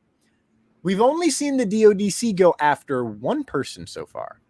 Right. Zoe. Who's next? Bruno. It's got to be Bruno. If they find the gloves in the bathroom and they're like, oh, this is made by this kid. Oh, I wonder. And he was here. We see him here. In fact, Zoe sees Bruno and Nightlight leave together. So if something gets out, if she slips up, Bruno's next. So you were right, John. You were right. Take a bow. Thank you. I think it's very convenient we still haven't heard about those photon gloves yet. I honestly thought they were going to hit that first. I didn't know they were going to go after Zoe, but makes sense. She's the one that posted the videos and everything and got the fame for it. So prime suspect. So famous. But it's so famous. But yeah, there's one other part of the DODC we have to touch on, and then we can hop over to the boys, because I'm super excited to talk everything boys episodes 4 and 5. But something I got even more excited about was seeing drones go after Kamala in the end of that episode from the DODC, because those drones looked awfully similar to the Edith drones that we saw in Spider-Man Far From Home. And the DODC took the Edith glasses from Spider-Man in No Way Home when they confiscated all the Stark tech. Unless I missed something. Oh my God. I don't think just anyone can put on those Edith glasses and control those drones. Like, you have to have, like, the whole movie Far From Home was about Mysterio trying to get that access from Peter Parker because he couldn't do it otherwise. And now the DODC's like, well, we can do it. How? Is it science guy? You're my science guy, right? You're my science guy, right? Oh man, I can't wait to see Ben Mendelsohn again. Oh my God! Really quick, Ben Mendelsohn is always having trouble with his science guy. Literally, in Rogue One, it's Galen Erso. Yeah, science guy. Good point. You're my science guy, right?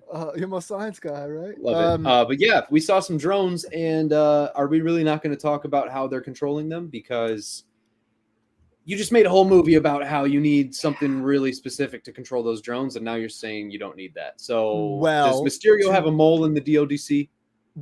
Well, A, possible. Damn, that's a good idea. B, to be fair, it is a likelihood that this is 8 months to a year later, and it's possible Stark Industries had to relinquish all control of their technology, meaning that even Edith will be reprogrammed.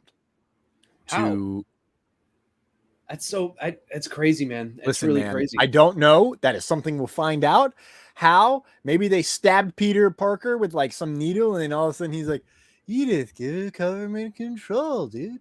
And then like hands it off. I don't know. I'm not a writer in this universe. You're right. We're only 2 episodes in. A lot can happen. They are planting a lot of different little MCU seeds where they could take it and run with it if they want to.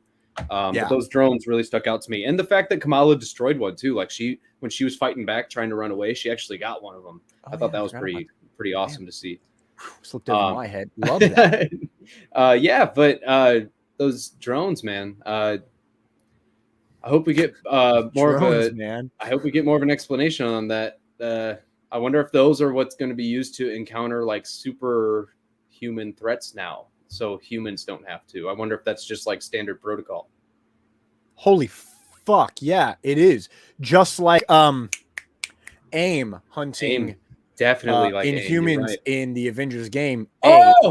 Sorry. B, just like AIM hunting anybody in any comic lore. Right, and Kamala was the main focal point of that game too. And how many drones were there, buddy? Lots of drones. Lots of drones. I like to blow them up with lightning because I only play with Thor. He's 123 rank. You're fucking well. Yeah. So, final thoughts on Miss Marvel. We did not go 20 minutes. Yeah, that's all right. I'm absolutely loving it. It wasn't that I wasn't expecting much. I just wasn't getting my hopes up because I really didn't know how this one was going to go. And should have got my hopes up because there's nothing to worry about. This show is a ton of fun. Yeah, I'm not going to say I didn't have my hopes up. I was just like, I don't know what to expect. My only interaction with this character is the Avengers game, and I love her because of it. Like, let's think about that. The character is so well crafted that in a video game that's not super great, I fall in love with that character. Right. That goes to tell you how good of how well crafted Kamala Khan is to fit into reality as a human being, but also fit into the MCU and the Marvel universe as a whole, as a super fan. The fact that we're super fans, we connect with her on a new way, right? Right. And this show, I think there were people who were very upset from stuff being changed in the comics. Understandable. I'm the same way. I might have said I'm never going to watch Thor Ragnarok if they cut Thor's hair. Obviously, that's a lie. I've seen it a lot. It might be my third favorite MCU film. It is. So I'm so tired of this. Get over your comic book fetish. Like, yeah, this is its fair. own thing. I had to learn it. You should learn it. Yeah, I love when they do comic accurate stuff. Yeah, but why would you expect it? Yeah, especially at this point when they're like, I can't even speak. We are our own. That was universe. a perfect Kevin Feige impression. You're right. He gets on stage and is it not enough, Jonathan? I love it. We're gonna take an actual 30-second break this time. I clicked the wrong ad last time. My bad, guys. And we'll be back to talk The Boys season 3. Do we have any more Miss Marvel comments? We do not. We'll see you on the other side. Famous Faces and Funnies in Melbourne, Florida is leading the way in pop culture fun. From comic books and graphic novels to Funko Pops and collector's items, Famous Faces and Funnies has it all. Rick Shea and the professional team at Famous Faces and Funnies are friendly and knowledgeable. Whether you're looking for toys, props, collector treasures, or a new comic book, Famous Faces and Funnies is your one-stop shop. To find Famous Faces and Funnies on Facebook and Twitter, just type at FFF Comics. Because everybody loves diversity and inclusion, and we're about to jump into The Boys. Let's have a little positive spin real quick. Terry McIver says that Liverpool Football Club have quite a few practicing Muslims in the team. The team is taken to finishing warm-ups early to accommodate the time taken to wash and pray before games as a way to respect these customs. Be like Liverpool Football Club, LFC. Woo, LFC. I'm not rooting for you, though, loves. Sorry. Terry also says in the comments, I think he may be her great uncle. Uncle, maybe. Terry, no idea who you're talking about, bud. Let us know in the comments. Talking about Kamran. Holy shit, that'd be weird. Yeah. Okay. He's All truly Aisha's son. That would line up, kind of. It would line up. It would line up as her uncle. Her great uncle, yeah, because great uncle, yeah, spot on. Uncle, maybe, yeah, who knows? Maybe it's. Oh my God, that's why he's a big fan of Kingo. He's been there the whole time. Not gonna go that far. Let's jump to The Boys. Let's jump to Votland. Let's go to Votland. Votland. Yes. So The Boys. We didn't get a chance to talk about episode 4 last week, so we're gonna talk about episodes 4 and 5 tonight. Because so much happened, and all of it is amazing and terrifying and gut-wrenching and disgusting and wonderful, and what other adjectives are there? Because it's all of those. Yeah, so at the end of that, yes, absolutely. So the end of episode 3, it left us in a weird spot. So first of all, #Homelight. Want to throw up in my mouth just saying it. Homelander is now saying that he and Starlight are officially a couple. They've coined it #Homelight, and Starlight is being forced to play along. We saw Supersonic join the 7. He won the competition to get that 7th spot in the 7. It was him and the Deep that won the other spot as a surprise entry by Homelander. So the other 2 contestants on the show got gypped. And the Deep retook his spot in the 7. Huey asked Kimiko to break his arm so he could get out of work so they could go to Russia to try to track down the weapon that is supposedly going to help them kill Homelander because it killed Soldier Boy. But episode 4 gives us a fun turn. So Huey finds out that Billy Butcher, has been juicing up on that temporary V that gives him superhuman abilities, and he is not happy about it. And they have a really interesting exchange where they do some serious character development for both Butcher and Huey, where Huey is feeling like a weakling. He just had Homelander in his face. Or you know what? That actually comes later, so we're going to talk about that in a minute. But Huey's at a spot where he feels like he's helpless. He's dating Starlight, who always has to come save his ass, and he feels useless to the boys, to his own life, to his love life, everything. And so he's mad that Butcher's doing this, but he kind of wants some for himself. And meanwhile, Butcher's trying to convince him, like, you don't want this. It's worse than anything I've done. It's a punishment. You know, this is awful, and I don't want you to go through this. And Huey looks at him and says, or the Butcher says, you don't deserve this. And Huey says, what? And you do? And that one line right there sums up a whole year's worth of what they could have spent developing these characters, where Huey is mad that he doesn't feel like he's getting what's owed to him, and Butcher just hates himself. Like he's just like he's like, yeah, I do deserve this. I'm a piece of shit. So beautiful interaction between them right at the start of that episode. Then we jump over to Stan Edgar and Congresswoman Victoria Newman. Edgar visits Newman at her home unexpectedly and asks her to threaten Homelander with some FCC fines. So we find out that Newman is kind of Edgar's attack dog for Homelander, and something that would, effectively get through to a crazy guy like Homelander.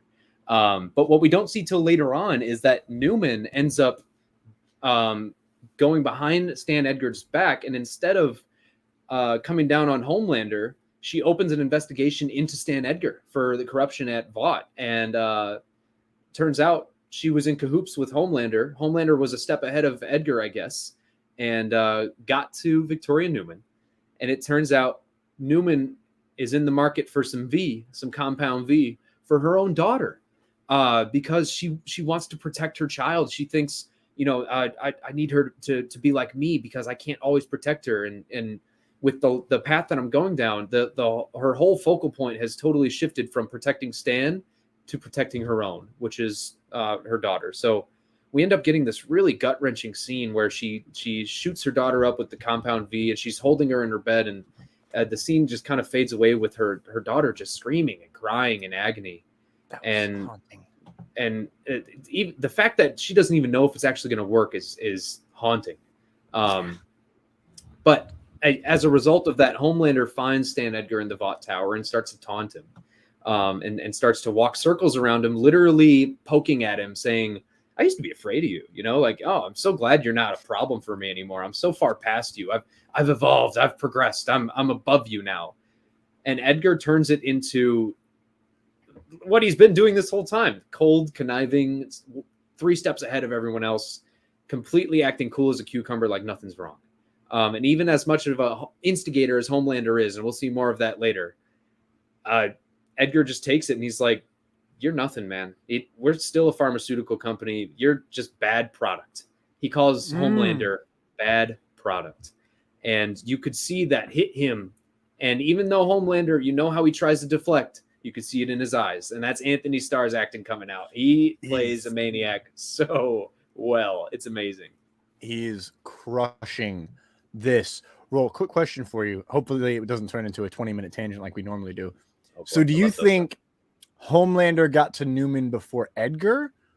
Or do you think, because it's not been kind of laid out, I get the feeling Newman, based on the interaction with Homelander, went to Homelander and was like, this is what Edgar wants me to do, and I can't do that because I know that you're going to come after me, so I'm going to do this. I want you to get me compound V. So do you think Newman used it as leverage? Like, if you give me the V, I won't do what Stan wants me to do. I'll side with you. Yeah, exactly. So it was literally just what's in the best interest of my daughter. I can go after Homelander like Stan wants, and he can continue to protect me like he has been doing. But I don't think he's going to be able to if I go after Homelander. So I'm going to side with him instead. I like exactly. That. I think it might be that. I think it's her deciding Edgar can't protect me anymore. And the compound V is meant to be a protectant away from, oh, well, at least she'll have something to try and protect herself from Homelander and not just be a flesh pool. Right. So, right. Exactly. Yeah. What about Frenchie? What's going on with Frenchie? I miss my guy. Man, Frenchie. I love Frenchie. Is things happening good for him in his life? Oh, Thomas, my sweet darling friend. No, be depressed. Frenchie is really going through it. So we left off with Frenchie in kind of a weird spot. His old boss, little Nina, has been antagonizing him. Cherie, who we saw in episode 1, I believe, we have not seen since. Or maybe she popped up twice, but she's been gone for a little bit. And Nina's been essentially telling Frenchie, if you don't continue to work for me, she's going to die. And so Frenchie doesn't know what to do. He essentially goes to Butcher for help and brings Butcher to Nina and says, here's Butcher, meet him. This is my boss. we got to come to some sort of arrangement here. You know, she has something we need. Maybe we can work something out. And we find out that Butcher actually leverages Kimiko to get what they want. Frenchie's pissed by this, but it was either this or Cherie's life, according to Butcher. So Nina's got a job for them. They're still looking for this weapon that supposedly killed Soldier Boy. They want it to kill Homelander, and little Nina apparently knows where they can find some information on it or where they can actually track it down. But she has an errand for them to run first, and that errand was one of the most entertaining and also one of the most layered scenes in this season so far. We'll get to that in a minute. But Huey, while this is going on, goes to Vought Tower to visit Starlight with his broken arm and to tell her, hey, we're going to Russia. And Homelander interjects, comes into her room, gets right in Huey's face, kind of starts teasing him about the whole Homelight situation. And it really gets to a point where Huey takes a step toward him and says, I'm not backing down, but I might get lasered in the face right now. But he was tired of putting up with the bully stuff from Homelander. And Starlight steps in, kind of tells him to back off, says, I got the ratings, you need to leave me alone, or leave him alone. And then Homelander, being the cock that he is, grabs Huey's arm, signs his cast in huge letters, says best Homelander, which you just have to hate, you know. It was such a hard scene to watch. But yeah, the media is just running rampant with this hashtag Homelight. And even after Huey and the gang get to Russia, he's watching the TV overseas, and even they're talking about it. And they show Huey in this crying face on their news cycle, and he's really going through it. But yeah, the Russia adventure is fun, but there's still a lot going back on in the States too. Really quick, you mentioned little Nina wanted Cherie, and then it was like, oh, we'll just do a job. I want Cherie. Maybe there's a little more we can do, love. Yeah, I think they got it on. I think you're right. I think there was a lot more that happened in that scene than they showed us. Because this is after he's already taken the V. Right. And Butcher, known to be a self-saboteur and kind of always up for anything, coming off of that hangover, would definitely be looking for some kind of carnal pleasure, we should say. Very flirtatious vibes. But that's a little Nina too. I mean, Frenchie couldn't convince Nina of anything. So how did Butcher do it in 20 minutes? Good question. Was it 20 minutes? It wasn't long. It was the same day. Right? Well, it was definitely the same day. It was not very long for sure. I may be exaggerating. I don't know the exact time frame, but my point is, it didn't take him long to get what Frenchie had been trying to get out of her, and that is just being reasonable.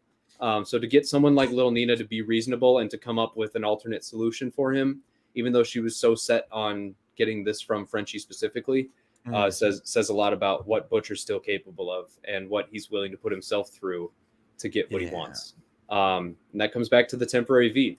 But there's still a lot going on in the 7 that is happening kind of in the background. And A-Train is a player that keeps getting pulled back into the spotlight.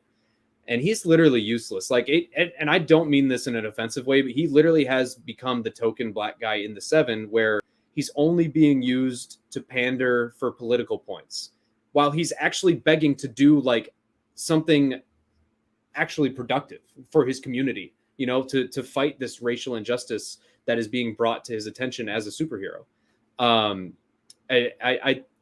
It's the political commentary is definitely heavier in this season than seasons past, but this one is like right on the nose of exactly what these corporations are doing. Is they're saying they're these activists and they're supporting all of these causes, but they're just putting it out to win brownie points with people. And so he's in that right now, and he's not really getting what he wants. He's just kind of a showman. That is until the Deep kind of humiliates him.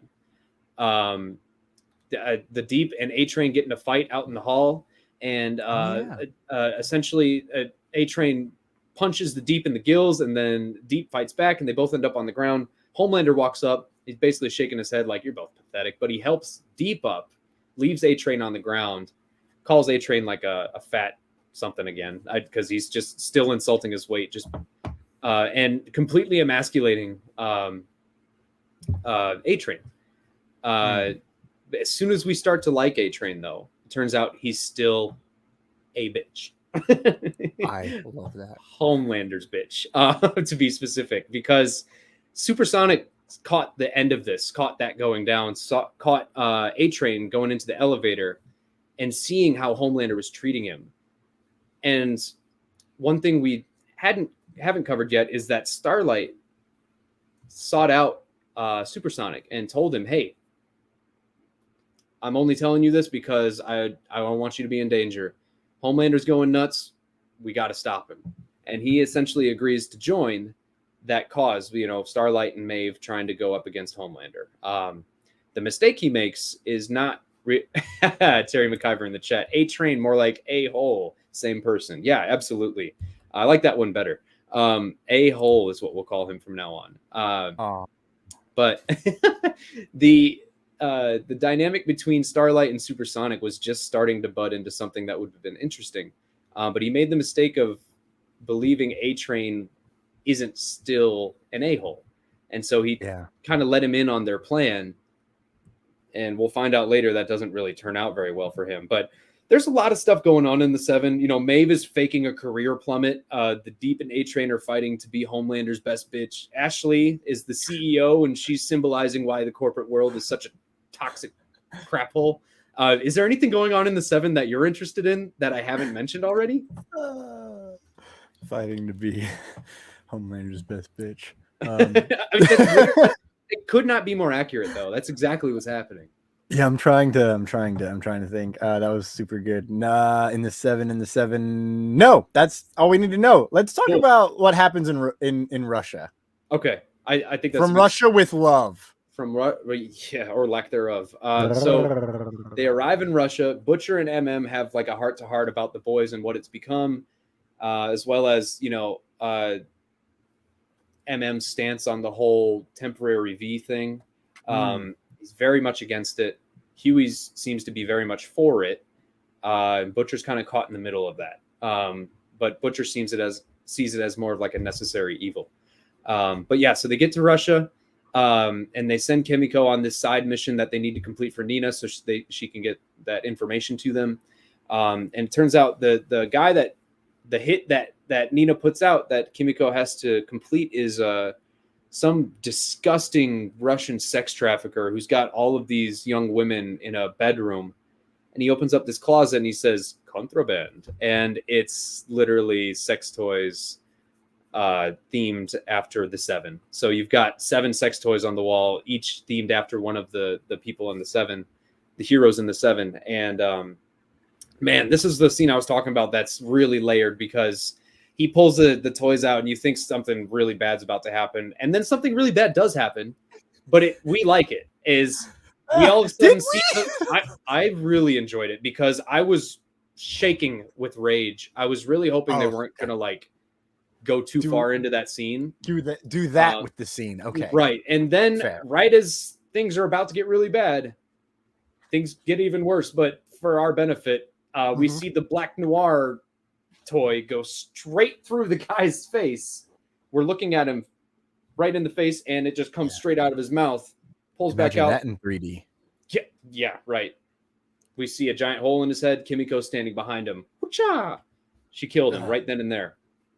The guy's guards bust in. She has to use the rest of those toys to try to knock them all out, kill him, whatever. And we think it's going really well. And then we get hit with another little shock. Kimiko gets shot in the face. And she falls over. And we think, just for a second, we think, she's not dead, is she? And the camera never leaves her face. The bullet hits her head. She hits the ground. Life kind of goes away from her face for a second. Then all of a sudden she twitches, she blinks, and the bullet falls out of her head. She stands back up, and the girl, it was one of the victims that was standing, shaking, terrified, that shot her, saw Kimiko stand back up, and they're all screaming, begging her not to hurt them. And Kimiko realizes, wow, they still see me as this monster, even though I saved them. It's the things I have to do to accomplish this are not worth it. I'm still perceived as the bad guy. And I we can get into this now or later, but I do think that scene is also a huge foreshadowing of exactly how this season is going to end and what the downfall of Vought is going to be. Is that the toys are the actual 7, and the 7 are going to be used against Vought by the boys without Vought realizing it. They'll take down Vought, and then they'll have to deal with the 7. That's what I took away from it, because it just seemed like, why would you have the 7 sex toys? Like that's so. Did you see the website they made? Yes. So I love it. Explain the website. Okay, so really fast. The website is, I don't remember the name of it, but you go to it and it's designed to be a shop, and you scroll around and you can't click on anything. But when you do click, you can't click on anything until you get to the sex toys. You click on it and you find out they're all sold out. But they do have like a couple different pictures and angles, like a genuine shop. And it has a little bit of like background on like, oh, it's done this like this, and this really weird. Contraband. Starlight is guy, bro. And so trust the bro. Absolutely loved it's such great marketing to be like, hey, remember that weird shit we did? Here's a website for it. Tweet about it. Good marketing. And it's Maven time. We didn't even get to talk about it's Maven time. Did you see that? So after episode 4 dropped, the 7, that faux Twitter, here, I'm gonna pull it up right now. Their Twitter account for the 7 tweeted out that the movie, that the in-universe movie that they were advertising, Dawn of the Seven. Yeah. Is that something they say in there? Yes. So their Twitter account was like fake promoting that movie and saying that they're going to re-release it in theaters. So it said Dawn of the Seven is back despite still being in theaters. We heard all of your tweets and we will be re-releasing the film this week. Don't miss your chance to relive all the action. Use code It's Maven Time to get a discount on your second ticket until June 30th. They're literally trolling Morbius in real time. This is amazing. This is marketing at peak. The release came after this show already started. This marketing team is keeping up in real time with these comic book movie events and creating a parody of them while the show's running. I love it. I love it. It's so refreshing. It's much so fun. Meta. It's so meta. Really is. It's us. It's us. It literally is. It's so great. It's us. I love it so much. So yeah, this marketing team with the Twitter account they have is really making this show so much fun to follow along with. Mm-hmm. It's not often you follow along with shows in real time where it's interactive. That's something that the Marvel, the Disney Plus stuff is really missing. There's a lot of conversation around it, but there's not much acknowledgement outside of just TV spots with new footage. With this, it's much more interactive. There's a social team that's behind it that's keeping, people's interest on the internet and keeping relevant topics while pulling that audience into, their kind of superhero universe, I guess. But that was a lot of fun. How did we get here? How did we get to It's Maven Time? Oh, the website. The universe provides, man. The universe provides. The one thing I want to mention about this sex toy death scene. There it is. Yeah. It is now the second or third time just this season that Kimiko has watched people go from normal to becoming her like that. So it's been very interesting to see how that's all shaken out. Let's wrap up episode 4, because then we're going to dive into the episode 5, and we're going to keep that as short as we magically can. Yes. Yeah. So the episode 4 ends with Kimiko getting blasted by Soldier Boy because they ended up finding him after Kimiko did that job. Frenchie and Kimiko start plotting to escape the boys.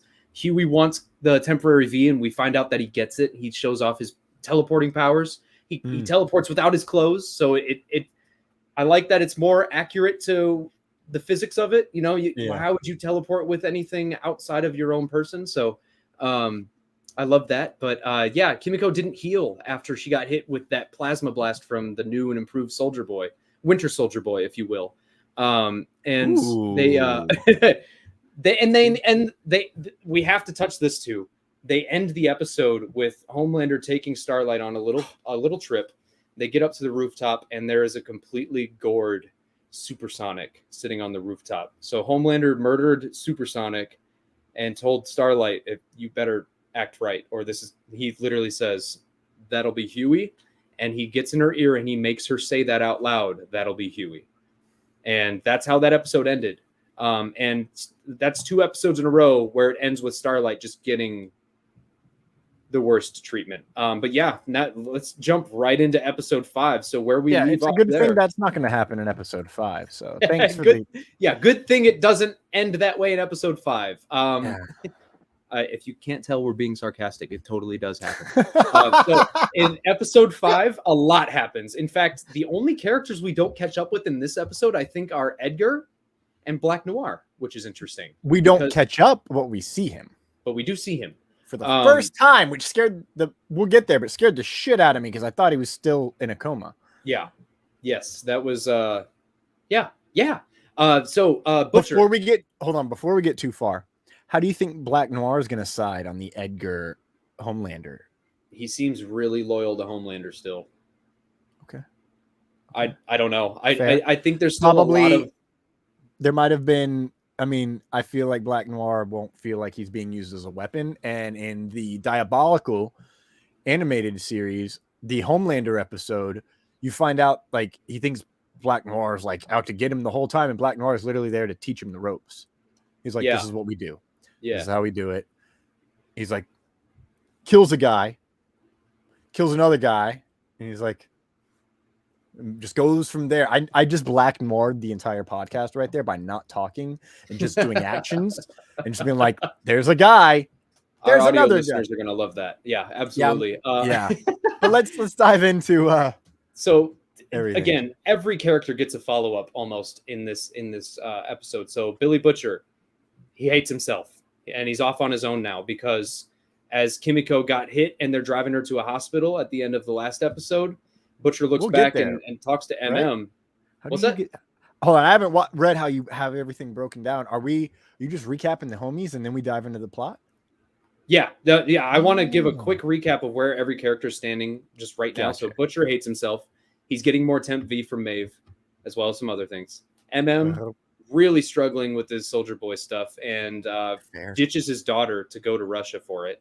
Or no, after they get back from Russia, he ditches his daughter because he sees Soldier Boy's loose. Frenchie's in the hospital waiting for Kimiko to wake up, and he's getting harassed by Nina while he's there. Huey no longer has the broken arm. The cast came off, cracked right through Homelander's signature, which was awesome. He told Starlight everything that happened in Russia, and he thinks he gets brownie points for being honest, which is very sad. And poor Starlight. She's worried about Huey. She's worried about Homelander. She's worried about pretty much everyone but herself, and no one is listening to a damn word she has to say. Yes. God, she's really going through it. Really quick on Huey. In that scene, it's important to note that he promises to quit V. And all I got to say about that, Anakin Skywalker, liar! Yeah, yes, absolutely. Anakin. I love that. Yes, so with that, the episode opens up with a torture montage of Soldier Boy that MM and Butcher are watching. And that song "Escape" by not even gonna try to pronounce his name, Mikhail Shufuntisky. Yeah.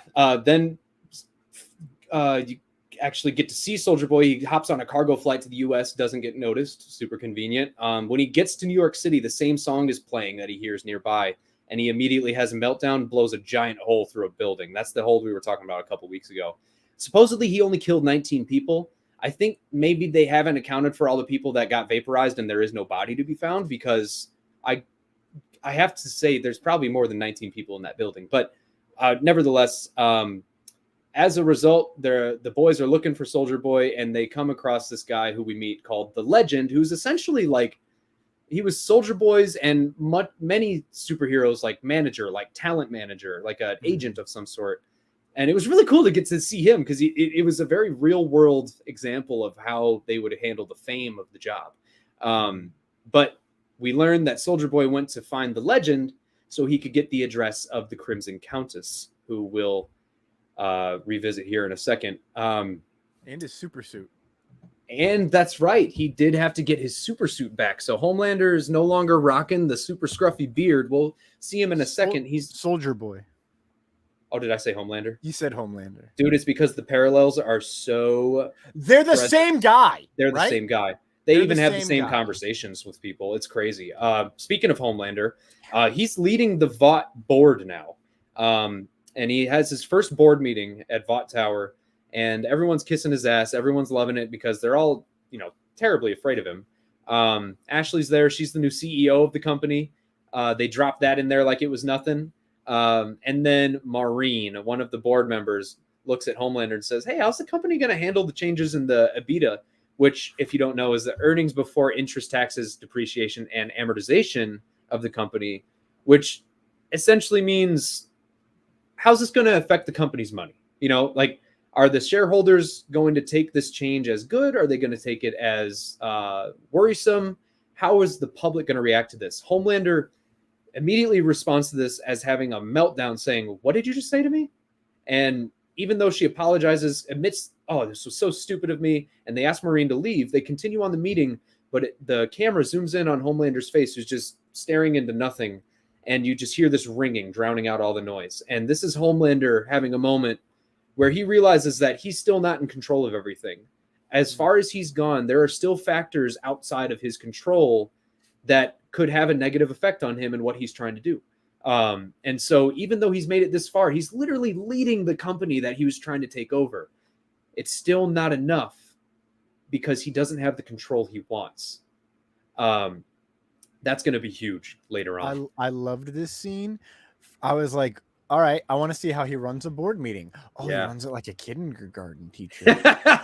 Oh, okay. Very childish. Absolutely. Okay. All right. This will be fun. And so as soon as she brings up all that stuff, I'm like, oh, shit, she's dead. I thought we were going to see some laser eyes for sure. Yeah. Have you mentioned that Ashley is now CEO in this scene? Yes. Yeah. In that meeting, they did mention to start that meeting, Ashley is the new CEO of the company. Wow. So that's not the only changes. Oh, yeah. What were you going to say? No, go for it. Oh, I was going to say, that's not the only changes going on inside of Vault, dude. Oh, my gosh. Because crime and analytics seems to be going downhill fast. Yeah. Thanks to our familiar friend, the Deep, and his very invasive wife. I should have said Cassandra. Drowning, dude. I should have said crime and analytics is drowning. Fuck. This is why we do editing. Not for this podcast, but, in other places. I'm really disappointed we didn't say that. I'm so upset right now. I literally watch the playback. You can see me recognize it and go, oh, it's so much better. Anyways. But yeah, you're right. Crime Cassandra. analytics at Vought is the Deep takes over. Probably an act of Homelander, I think. But yeah, so he pretty much fires everyone in the department. But he gives this weird kind of corporate speech as he's taking over. He says, if you work hard enough, there's nothing you can't achieve, which is very vague. And it was Cassandra who seems like she was the one telling him to say that. Man, she is so sketch. But yeah, so the Deep is in charge of analytics. He fired like 80% of the department. So there's like 3 people handling all crime analytics now. How convenient. But yeah, so hopping back over to the boys' side of things. Kimiko woke up and she's happy that she didn't heal. She wakes up in the bed. Frenchie's there for her and she looks down and she hasn't healed and she smiles and she's happy about that. She seems to have at least temporarily lost her powers due to whatever Soldier Boy did to her.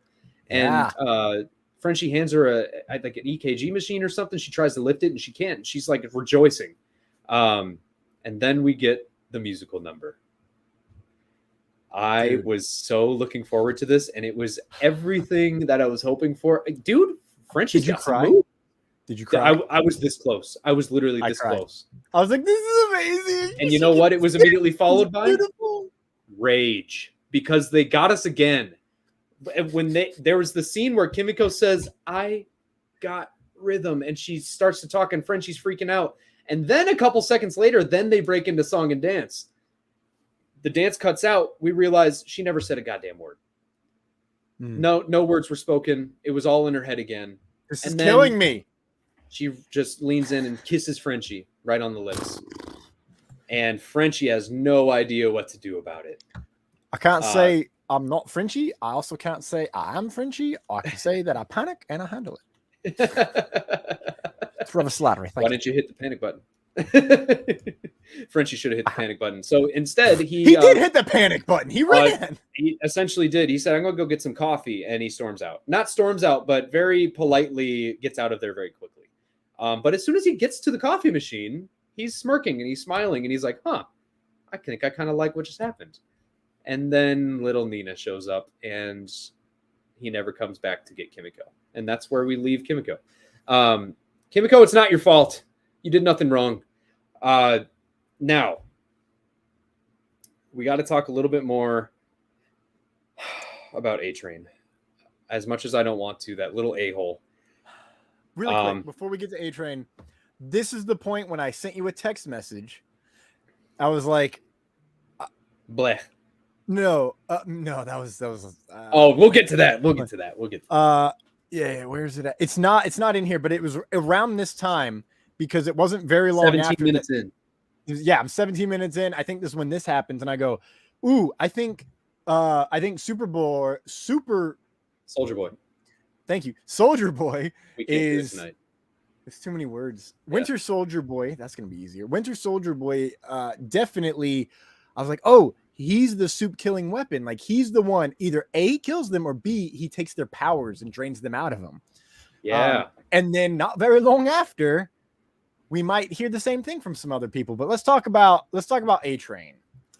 A-Train. It's a very if there was a side story in this show, I think it would be this.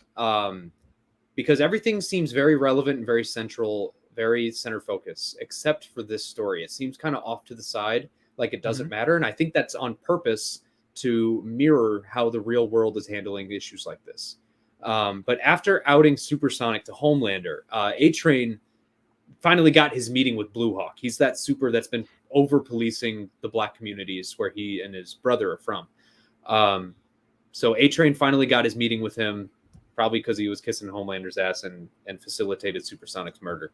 But Blue Hawk, here's what Vought, A-Train, and Ashley have to say, and what's happening in your brain. I didn't even connect that, dude. Yeah. What? He got Supersonic killed just so he could get this meeting with Blue Hawk. How's it turn out for A-Train? Please tell me. And now I'm fucking stoked about how it turns out for him. Right. Yeah. No. A-Train is clearly still doing whatever he has to do to get what he wants for himself, because he didn't actually take this as a serious issue until he saw how he could benefit from it. But yeah, so he gets his meeting with Blue Hawk. He's sitting there with Ashley, the CEO of Vought. They talk about it for a little bit. Blue Hawk agrees to go apologize to the community on camera, and he even donates $10,000 to the community. But it's a really half-ass apology. He's just reading off a crumbled up piece of paper, and he's very half-ass about it. The community responds, and they say, this does not make up for the lives that you've taken and for the pain that you've caused. And he responds saying, I go where the crime goes. And it just so happens to be more so in black communities. And that's when I went, oh no, because what ensued from there was total chaos. The people fought back and said, well, basically on the brink of just cussing him out, just saying, I can't believe you're saying this. You're doing this. This is, bullshit that you're talking to us like this. And he lashes out. And he ends up attacking them. And A-Train eventually stops him, but not before he's knocked several people over, literally thrown people across the room, including A-Train's own brother, who was hospitalized and knocked unconscious from this. And as A-Train's in the hospital, you hear the doctor say he's probably not going to walk again, A-Train's brother. And as that's happening, the TV in the background is playing a headline that says Blue Hawk stands up to Antifa. And Blue Hawk is shown speaking to the media saying that someone was reaching for a gun at the community center and that he had to act quickly to save innocent lives. So it's already being spun and being misrepresented as Blue Hawk being the hero again. The only part I don't get about that is, wasn't it on camera? Like, doesn't someone have footage of this happening? Because yeah, that's part of it that I'm really intrigued to see. I do remember people recording on their phones, some of it. I bet Vought doesn't want to release it. Oh, Vought will never let it be Yeah, released. it's No, that they just don't shows do you how that. further, because this whole season, Vought has been showed so closely tied to the media, even the opposing media, like the Tucker Carlson lookalike that came into Cameron, Ashley's. What's his name? Cameron Clanton, something like that. Something like that, yeah. But essentially, a Fox News, dud, who Ashley brought into her office and was manipulating and showing even the opposing side of the argument they had control over. So it's very clear and apparent that Vought has total control over this narrative. So now we get to see how A-Train's going to react to that. But I want to know how you reacted, and I think I know because you sent me one word about this, and I'm almost positive it's this scene. You sent me just blech, and I think it's when Butcher got some more temporary V from Maeve. Am I right? Blah. Or okay, I'm just going to get into it. Yeah, I'm going to look up times. Maeve visits Billy Butcher again and brings him some more temporary V. He's clearly hitting rock bottom. She's already hit rock bottom a long time ago.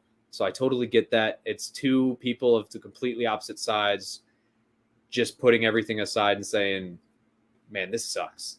They both break their sobriety. She said, I'm 3 months sober. And he goes, it's been a year for me. And he's chugging out of a bottle of vodka. They're drinking. They're talking shit about superpowers. And then they get it on. She goes in for a kiss and Butcher and Maeve do the deed, do the superhero dirty deed. When Maeve returns to Vought, Homelander figures it out like almost immediately. Maeve gets very defensive because of this, because she knows that he knows that she can't lie her way out of it. And so she calls him a paranoid, malignant narcissist and says she always hated him. And Homelander fires back by calling her completely and utterly alone and saying she's grown old and bitter. And she said, I never loved you. Even when we were together, I always hated you, which is going to be a huge parallel we'll see in a minute from another character. But Homelander figures these things out so quickly. Like, it's terrifying. Like, he's such a hothead, but he is so brilliant for as far ahead as Stan Edgar is. Hold on. Sociopaths will do that, bro. Literally. Narcissists will do that. So good at figuring this stuff out, because the line where he's walking in, she's like, stop acting like everyone's after you. Or she's like, stop acting so paranoid. And he goes, it's not paranoia if everyone's actually after you. And I was like, whoa, like, that's huge. Because they all kind of are. Mm-hmm. And he's not wrong about it in any way, shape, or form. Which no, is and even her, she's the one plotting against him. She's so he's literally the leader of it. He's hitting it right on the nose. He's getting it right at the source. And yeah, it's crazy. So they have this exchange, and then next thing you know, Starlight is trying to figure out where Maeve went because she can't find her. And Ashley tells Starlight, oh yeah, Maeve is at Vought's global wellness retreat facility in Malibu. How convenient. Oh yeah. And no one can get a hold of her because they have this convenient policy that says they have to take a digital purge or digital cleanse, where they can't talk to anyone. Yeah. And so Starlight's like, that's bullshit. I know she's not there. And Ashley almost levels with her for a second, because Starlight asks her, this CEO job can't be worth your life. Why are you siding with Homelander? And Ashley almost lets her in, where she looks scared for a second. And then it's like something snaps in her brain. She stands up and says, I'm the CEO of this company. Next time, make an appointment. And she basically throws Starlight out of her office. So I feel like, I don't know if it's just Homelander that Ashley's afraid of, but something crazy is motivating her to do this. And she's becoming like the next Madeleine Albright. It's crazy. She is power hungry, especially after the position she was put in originally, having to take over. If I remember correctly, she was an intern for Madeline Stillwell, right? And then she's appointed power by Homelander because she's afraid of him and he can tell that she wants power, etc. Now she's CEO. Why? Homelander. So it could be Homelander. It could also just be that she's afraid of her life if she tells and it gets out. She doesn't want to die. So it's straight up self-preservation. I'm also trying to figure out what's going on with her hair because it hasn't fallen out in a while. Yeah, that's right. It just freaking Also, tear it out. Real quick, jump back to Billy and Maeve. Yeah. I got no qualms with them hooking up. I was so fucking mad when Billy made her break her sobriety. That pissed me off. He didn't make her so do anything. Bad. He didn't make her do a thing. Listen, she literally set up a boundary. And if he had not pressed it and he'd been respectful, I'm like, I'm sorry. That's what good people do. And now I hate him. Now I fucking hate him. First off, Billy he is self-destructing. Yeah, and I hate it. We've all been there, and I hate it. It is pretty I'm awful. not that bad. It's I mean, bad. To myself, I'm definitely that bad. But to others, I'm like, you know what? You're right. Yeah. You go do your thing. I get it. You know, I get it. You know, it's a washed up suit. Well, not even really washed up, just kind of like she's over it. You know, it's a super and a guy who just is out to kill all this. And he said while she was sitting right next to him, every single one of you has to go, even you. Like, it's essentially what he was telling her. And then they decide, you know, so they're clearly both hitting the bottomest of rock bottoms, you know, like it's very apparent that they've got nowhere else to go but up. So, but yeah, I really wasn't a fan of that, but I get that it's not like probably not a lasting thing. It's more of just a way to communicate where they're at in their lives type thing. So, but yeah, Billy and Maeve in the comments. Was definitely not where I put Bleh, by the way. What? Not where I put Bleh. Okay, Bleh came at the end of the episode. I saw the timestamps. I was like, I don't know, man. It was the end of the episode. Like it was about 40 or 25, 15, 20 somewhere. I was like, it was a while. Little time after I watched it. Because when I sent you the minute that I was the text, I was 17 minutes in. It was at that moment in the latest episode. Got it. Okay, so as far after. It was like 43 minutes there, and then I thought for sure it was Billy and minutes. Maeve. I guess I'm alone on that one, but yeah. So the big, it was kind of hot. It was kind of hot. It's important to note that she pressed on him too. Right. Yeah. So that's why I don't feel bad about the sobriety thing. But you don't care about the sobriety. I don't care about the sex. I guess. Right. It's just like they're adults. You know. Butcher said it about Huey in the same episode. He's like, well, he's an adult. He can make his own. Or the last episode, he's like, he can make his own decisions. Or maybe it was this one. No, it was. So then he gets the extra compound V and he shows it to them and he asks Mother's Milk if he wants one. He says no. He asks Huey if he wants one. And he was like, yeah. He's just begging for it, you know. But the meat and potatoes of this episode, what we're getting to is that we find Crimson. Before we get to Crimson Countess, we got to talk a little more about MM. Like, not too much more, like 3 minutes. Well, okay, you're right. We do need to set up a little more MM. When he's freaking lost it. He's absolutely lost it. He comes home. The boys break up. It's literally like, so we're not going to talk about it? Fuck you. It's like, okay. It happens a couple more times in this episode. I'm like, that's what I'm talking about, MM. That's that energy I need. He ends up seeing that Soldier Boy has blown up that building. And he freaks out and he starts shaking and he has to leave. He's supposed to be picking up his daughter to go do something awesome. History Museum, I believe. Sad that it's not going to happen. He starts shaking and I'm like, please don't do it, MM. Please don't. I understand you're going to, but like, I hope not. The way they've really been, you know, they talk about his OCD in season 1 and it's like, okay, yeah, we see it. He cleans up stuff. But as it's gotten to this point, now we're seeing that obsessive side of his OCD, not just the compulsions, but the straight up, like he gave it all up, but he's still looking for Soldier Boy because he can't give up that. He just can't give up that.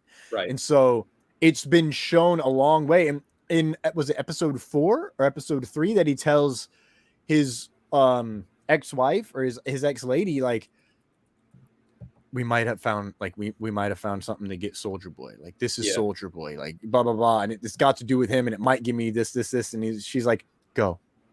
It was when we get the backstory on Soldier Boy. He went to find out the info, what happened to him, how did he die, and she's like, go. And from there, crazy, dude. Insane. Well, and we do have to touch on the fact that MM is being somewhat hypocritical here because everything he's said to Butcher leading up to this point has all been about his moral stance and the principle of the fact of what they're doing, and not making exceptions or bending or crossing that line. But when you look at and the exceptions that he's making in his own life, really doesn't line up with the character that he's presenting himself to be. Everyone's struggling with something, and is I think in part taking that out on Butcher because he's also ashamed of himself and where he's at in his life and how this is all affecting him, because it seems like he has very little control over how he's even feeling about this right now. Is he's letting his anger and his anxiety drive him, and it's keeping him from his own daughter. They were built up a whole scene saying she was so excited to go to the science convention, and as soon as he saw Soldier Boy on the TV, he bolted out there and said, "Sorry, honey, we're not going." And she goes, "Did I do something wrong?" He's like, "No, I gotta go." Didn't even bother to explain what was happening. And nope. And that's what I was hoping he would say. Right. Yeah. Like really, it was like, I'm having an episode. I'm so sorry. I'll be back. Let her in, just a little bit. Like, I'm having an episode of OCD. I'm sorry. I can't be a dad for you. I gotta be a dad for me really fast. Right. Exactly. So, and is very much he's in between what's it called? A rock and a hard place. A rock and a hard place. Thank you. Yeah. He's between rock bottom and a hard bottom. One last thing about this Soldier Boy thing is we haven't mentioned so many last things. It's okay. Well, before we get to like the end, it's Homelander and Starlight's reaction to this. Very different. Starlight is straight up, we got to go after this guy. We got to do something. We haven't even talked about that. So Soldier Boy's blowing up the city. Starlight's worried about it. And what's Homelander doing? He looks fucking scared, dude. I don't care about whatever he says next. He has fear. That is not anger. I think he recognizes Soldier Boy. I think so too. I think he knows the rumors, because apparently everybody knew the rumors. What are the rumors, JRB? Well, the rumors are... We'll get to that. Actually, let's build up. Let's do some foreplay to the answer to that question. What's Crimson Countess doing? So they find Crimson Countess. We find Crimson Countess in a trailer, park, and she is doing a webcam show, that the in-universe version of OnlyFans, essentially, for superheroes, which is $19 a minute, by the way, is what she's charging for this. But she's in her full superhero getup, and she's putting on a show for someone with the username Sir Comes a Lot 779. Or as we know him, Seth Rogen, a producer on this show. So we see perfect cameo. Couldn't agree more. Really showing his age with the silver fox and his gray hair. That was not expected, but he kind of looked like a congressman a little bit in that, which was interesting. He looked a little bit like Chris Christie, just a tiny bit. But anyway, I digress. So Crimson Countess is on superhero OnlyFans. She's putting on a show for Seth Rogen. And as I'm not really going to go into specifics of what she's doing, but she's fully clothed. She's about to not be. And then Butcher comes out of nowhere, tackles her, knocks over the cam. Rogen still finishes. He's like, wait. And then but then it cuts to Crimson Countess shackled. She can only access her power by putting her hands together to create that power. So they have her shackled with her hands apart and duct taped around so she can't do anything with her hands. And they basically get her to admit that they sold out Soldier Boy back when they were working with, what's CIA girl's name? The Colonel. What's her name? Hold on. I know. I'm trying to remember. Everhart? No, that's not right. I'll think of it. But anyway, that whole attack and everything that led to Soldier Boy being taken by the Russians, it was all coordinated. Grace Mallory. Thank you. Boom, we got that. Teamwork. Oh, wow. We made it. We got there. Woo! Okay. This heat's getting to me. But they Okay, Soldier Boy. They basically admit, like, yeah, we were all in on it. We all hated him. We just wanted to get rid of him. And she even admits that they did it for free. They didn't even pay her anything.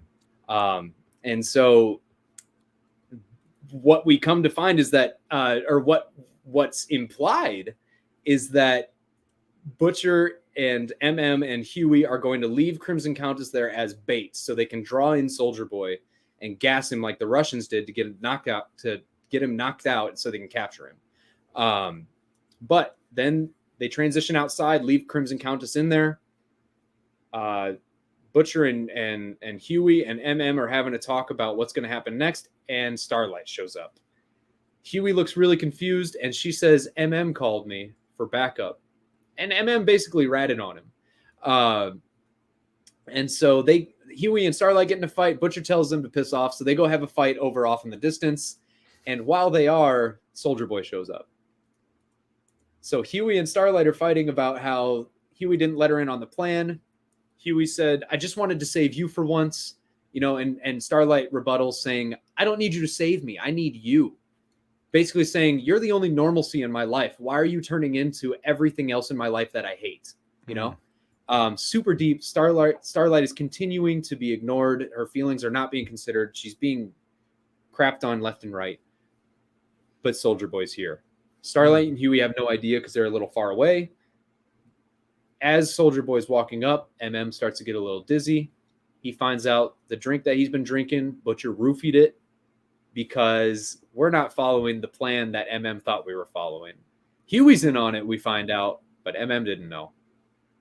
Instead of gassing Soldier Boy and capturing him, Butcher is offering Crimson Countess as a peace offering so that he can propose a team up with Soldier Boy to kill Homelander. Wow. Yeah. That was a great twist to throw right at the end of the episode. It makes perfect sense. It does. But why weren't we thinking of that? I kind of, as soon as he roofied I was like, oh. Yeah. And because then it's like, as soon as goes down, I'm like, okay, that makes sense. I knew Butcher kind of wanted to team up with Soldier Boy, right? Like, he's a weapon. We got to point him in the I never right viewed direction him as the weapon, I guess. I never saw him Really? as... it just as didn't soon as click for me, Kimiko yeah. woke up without powers, I went, oh, shit. He's the weapon. Does Butcher Believe know that? Does anyone know that other than Frenchie? That she still has no powers? Yeah. I think he's the No. only one to know right now, right? He's the only one to know, and he's in the wind. Interesting. So Kimiko's alone. She can't tell anyone. Yeah, she can't tell anyone what's going on because it's not like she has any messaging, like a phone and shit. She, I don't know, probably crushed it with a dildo or something. Yeah. But anyway, in this sequence, real fast, of Soldier Boy and Crimson Countess, there's a straight up parallel of Maeve and Homelander from earlier. Like, yes, he says all of these things, and I'm actually gripped with him. I'm like, we don't know enough about him, and I'm listening to him. Jensen Ackles is charismatic. Really well. He's like, I loved you, and the only thing that got me through was thinking that you'd come save me. And it's interesting. I waited for you, and he is saying that goes to show how much he loved her, because he's like, I was waiting for you to save me, whereas Huey literally is like, I wanted to save you for once, right? Right. A different parallel that really brought me into Soldier Boy, only for it to be like, I hated you. We all hated you. And I'm like, oh, it's the Maeve scene. Well, now he asks, like, how much did the Russians give you? And she's just silent. He goes, they didn't give you anything. You gave me away for nothing. And that's when she said, we all hated you. Mm-hmm. And that's when he just fries her to a crisp. You see Huey and Starlight fighting. There's the explosion in the distance, and they pan back to the trailer park, and it's just a wasteland. And you see the crispy corpse of Crimson Countess lying in the debris. And we get to see still knocked out. Huey and Starlight come running back. Butcher comes out of the rubble, and Soldier Boy comes out behind him. Starlight gears up like she's about to fight, and Huey gets in front of her. Mm-hmm. He steps in front and basically tells her, like, this is what we have to do. And once again, Starlight is in between a rock and a hard place, and Huey leaves with Butcher and Soldier Boy, leaving with Starlight, and that's how the episode ends. Yeah. Once again, 3 episodes in a row now, Starlight is getting, Fuck. I'll say yeah.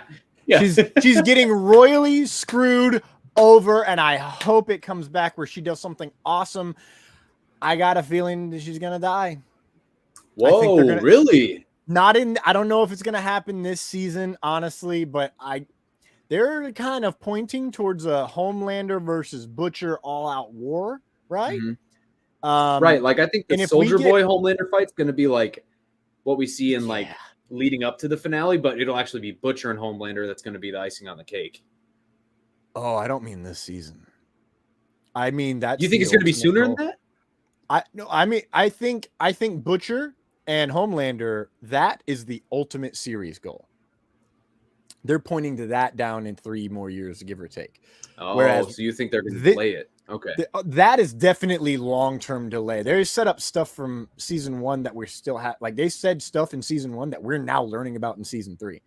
And the way that the comic ends is kind of around there. So if they want to go that route and not do a Walking Dead thing where they don't want to hear about the comics, where they continue going past the comics, if they want to end, that could be potentially where they want to do that, because Butcher versus Homelander is the show. So you can't end the show without that.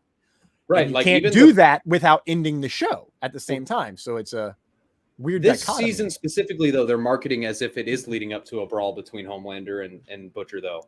Oh, I know, and I don't think that's where it's going. Yeah, that's so weird. I don't think he's powerful enough yet. Oh, definitely not. No. So, however, let's talk about Soldier Boy versus Homelander real quick before we wrap all of this up, because I don't want to talk about how angry I am about Starlight, why I think A-Hole should, be more I wish A-Train could use his damn powers and stopped it. I'm like, use your powers, just I know he's such a puss. And then I'm like, you might die. Never mind. It's fair. Well, that just shows that he's not willing to sacrifice himself or something. Maybe that's what they're setting up, is he will eventually. That's kind of where I'm getting. I'm hoping he gets a redemption arc. I'm always looking for a redemption arc. I don't think Soldier Boy's getting a redemption arc though. I think he's gonna. I don't think A-Train can be redeemed, but I think he can try. For his own sake, like his own legacy. Yeah, his own sake for sure. I mean, yeah. I'm just hope he does something fucking good for once. Yeah. He literally started the whole series off with me turning it off at 11 p.m. going, I can't watch this right now. The very first time I tried watching The Boys, I was like, I'll watch it. I've heard it's like crazy and fun. That happened. I go, it's too late to watch this. I'm going to watch this tomorrow because that was gross. That was pretty bad. And I'm already traumatized. I'm like, The Boys and some real world superheroism. I'm like, oh, they mean like our real world. All right. I got arrested for that. The real world. You mean the shitty one? the reality we live in, the worst timeline. Oh man, no. But what do you think about Soldier Boy versus Homelander? Like, it's kind of being teed up that like Soldier Boy is totally gonna win. He's got this super death, but like something's got to give, right? I don't know. I think Homelander might make an easy case out of him. Soldier Boy has no control over what he's doing. It's purely emotional, and he just shoots a beam around. Homelander got every power he could imagine. I don't see from what they've shown us so far, I don't see how Soldier Boy can be a match for Homelander, unless it's the fact that he's seemingly somewhat invincible. Yeah, they stabbed his eye. Did his eye heal, or did his eye not have any damage? I don't think it damaged it. I don't. Oh, that's right. He killed the guy. Never mind. I had no damage. I think he took it and ended up stabbing the guy with it. But yeah, like they were shooting a machine gun into his throat, and it wasn't doing anything. So and it was just lighting up like the fire that he protrudes out of him too. Yeah. But like I think they'll set it up as like this huge show off or showdown. But it would be really cool if they're like Homelander just zaps him in half, and they're just like, yeah, no, Homelander really is the shit, guys. Like, you really have to worry about him. Even this isn't going to do it. Like, I would really like to see that, because that's what they've been doing this whole series. Every turn, he ends up responding and being like, nope, I got you.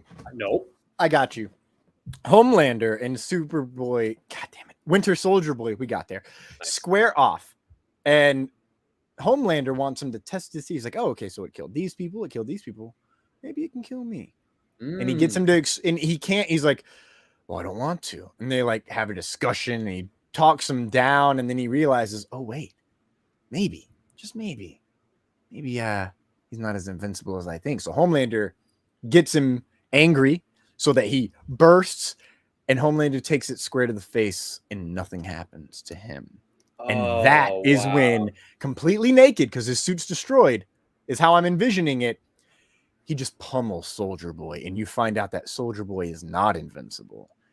And that, well, maybe he is invincible, but compared, it's like him and Homelander are the gods, and only they can kill each other type thing. Right. Like, yeah, there's levels to it. Quick question. I wonder how Ryan's going to factor back into all of this, because Ryan's a natural born. I wonder, what if Soldier Boy has an effect on Homelander, but doesn't have an effect on Ryan because he's a natural born suit? You motherfucker. That's amazing. I love it. Here's what I thought of. We don't know a damn thing about Homelander. We do know that he was not so much born in a lab, but like raised in a lab. Yeah, essentially his whole life is a lie. Yeah. What if he's actually a clone of Soldier Boy with different powers? Whoa. He's like the Cold War response to Russia. Maybe. Oh my gosh. He's literally the response to what they were working on in Russia. Yeah. Oh wow, that's crazy. I mean, then again, Vought could have sold Soldier Boy to them to get rid of him so that they could do tests for Vought to find out what can happen, and then eventually they just throw him on ice because they're like, we can't fucking kill the guy. Oh my gosh, it's like the Weapon X program. It's the Weapon X program, and then Vought's like, well, we've got Homelander now, and we've got all these other characters. Yeah, and Stan calling him bad product. That could be foreshadowing of like, yes, you were supposed to be like the finalized product. Like these were all test runs and trials, and they were leading up to you, and you were supposed to be the success, and now you're just bad product. Like it could be way more layered than just you destroyed our compound V, whatever. I like that. I like it. I like it a lot. Episode 6 coming out Wednesday. Only 3 episodes left this whole season, and Miss Marvel comes out in 2 days, along with Kenobi. So we got a lot of fun happening here on Lights Thunder Action. We're not going to talk about Kenobi till next week, maybe, and I'm just going to yell into a mic for a long time about how awesome it was. Even if you didn't like it, you can smell a fart. Childish. You can find us on social media. It's late. I'm tired. You're sweating in 80 degrees. I'm wearing a leather vest. Yeah, man. It's been a day. You can find all of our links at linktree.com/LightsThunderAction, all one word, no hyphens, no spaces. That'll get you our Facebook, Twitter, Instagram, YouTube. It's set to the. Did we switch sides? I don't. When you took the lead, I was like, oh, I'm on the wrong side. I've been over here the whole time. Yeah, shout out. If you're not watching the show, you'd have no idea what we're talking about. Oh, yeah, no, I'm just on the left side of the screen now. It literally doesn't matter at all. It wasn't worth it. It matters none. I should edit this out, but I might forget. Just don't. This is what we do in live shows, idea. Man. We just put the live. Here's what we do in live, man. Just listen. This is what we do. But anyway, Thomas. What a show. Where can everyone find you? That's right. We're still on social media. Linktree.com/TCRochesterACT. That'll get you all of my links. Now, that's basically also my Twitter handle, TCRochesterACT. Yeah, come follow me. I do stuff. JRB, what about you? You can find me at JRB_direct on Twitter. And that's it. Boom. How easy. Reckless Rebellion, a podcast about all things in the galaxy far, far away. We drop new episodes every week. We are talking Kenobi currently. I'm sorry. We're talking Kenobi every week. And we're having a lot of fun over there. We had Savannah Sanders on for last week. The amazing part 5, the Vader, gosh dang episode. Oh my God. So good. This week, the finale coming up. Crazy to see what happens. But I've got no recommendations for the audience. Except I've watched Stranger Things. I've seen it all. Holy shit. Don't kill Nancy. That's all I'm saying. Duffer Brothers, don't kill Nancy. Don't kill Nancy. Kill Steve. Don't kill Nancy though. That's all nonsense to me because I don't watch Stranger Things. So, but yeah, I side with you. Don't kill Nancy. She sounds like a very nice lady. But luckily, I've got 2 recommendations. I saw 2 movies yesterday. The first of which was Hustle on Netflix, the new Adam Sandler NBA movie. I watched that yesterday too. Dude, that movie was amazing. I cried. I literally cried. It was so. The first 20 minutes are kind of rocky. You don't know what you're getting into. After that, it's such a fun ride. It's literally a Hooper's dream brought to life. You can totally tell it was put together by a bunch of people that are obsessed with basketball. Yeah. It was amazing to see so many big names in there too. Like you got to see Anthony Edwards play a guy named Kermit, who's an up and coming rookie, or a guy going into the draft, coming against the main character that Adam Sandler is coaching. But yeah, so fun, very heartfelt, very, very fun watch. And the second one's Jurassic World Dominion. I saw that last night with my family for Father's Day, and it was a nice way to cap off that franchise. If they continue doing it, which I don't think they will, but they might because money. Universal doesn't have that many IPs, but I thought it was awesome for what it is. You shouldn't expect too much from the Jurassic Park stories, but I was there for the dinosaurs and they delivered. So yeah, I had a lot of fun with that one.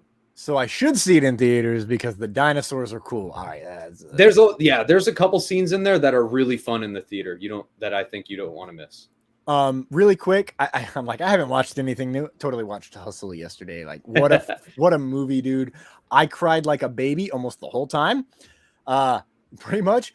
I'm gonna say this, and I might get flack, but it's 2 of the greatest montage sequences I've ever seen. Yes.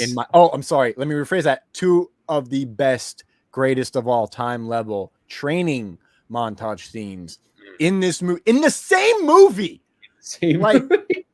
I feel like I learned so much about basketball watching that, and I'm like, oh, okay.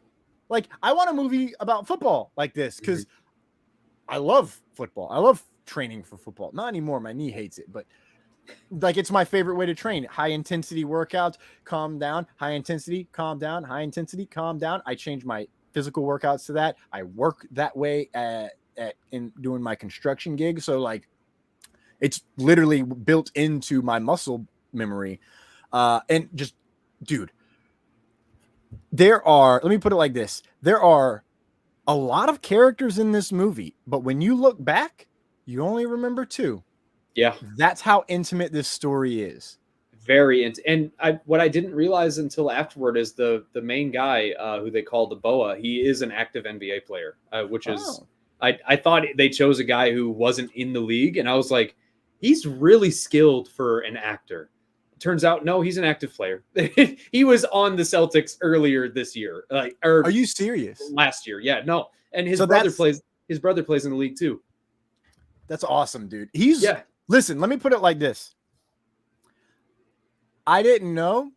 I was like, man, he's a great actor. Like, how'd they find this actor who's really this good at basketball? Like, that's amazing. Yeah, I was blown away. I was like, he's genuinely great at this sport. Kermit, I'm like, he looks familiar. I must have seen him in a couple of things. And wow, he's a really good actor too. Okay, man. I'm digging this. I can't wait to see more of their work. Kermit, but yeah, he literally just played Anthony Edwards. It was just him in a different name.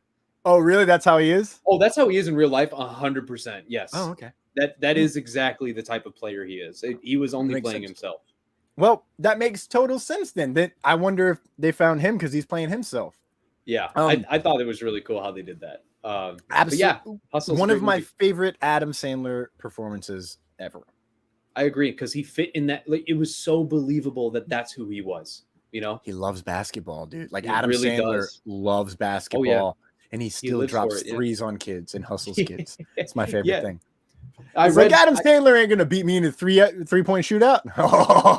Put $100 on it. I did love how he was putting money on these games and he was picking up the cash afterward. That was cool. They got Dr. J to introduce him too. That was amazing. That's hated the Sixers executive that took over for his son. Yeah, what was his name? Irv or something, or Rex? Something stupid, but yeah, name. Oh man, that little leprechaun! I wanted to just flick him across the screen.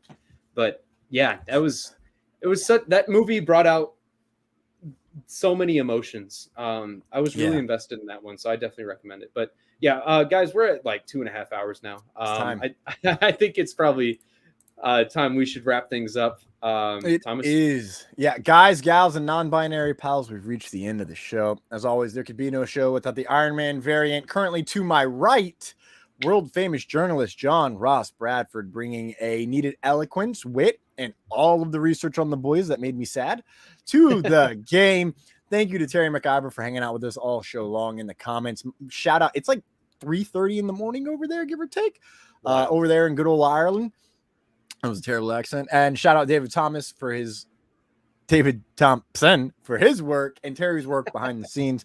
Thank you to the HWWS WebTV family for supporting us and carrying us on the network. Most importantly, thank you to you, our fans, that join us weekly, whether you're watching on Facebook, Twitter, YouTube, or listening via Apple Podcasts, Good Pods, or Spotify. We appreciate you spending your time with us.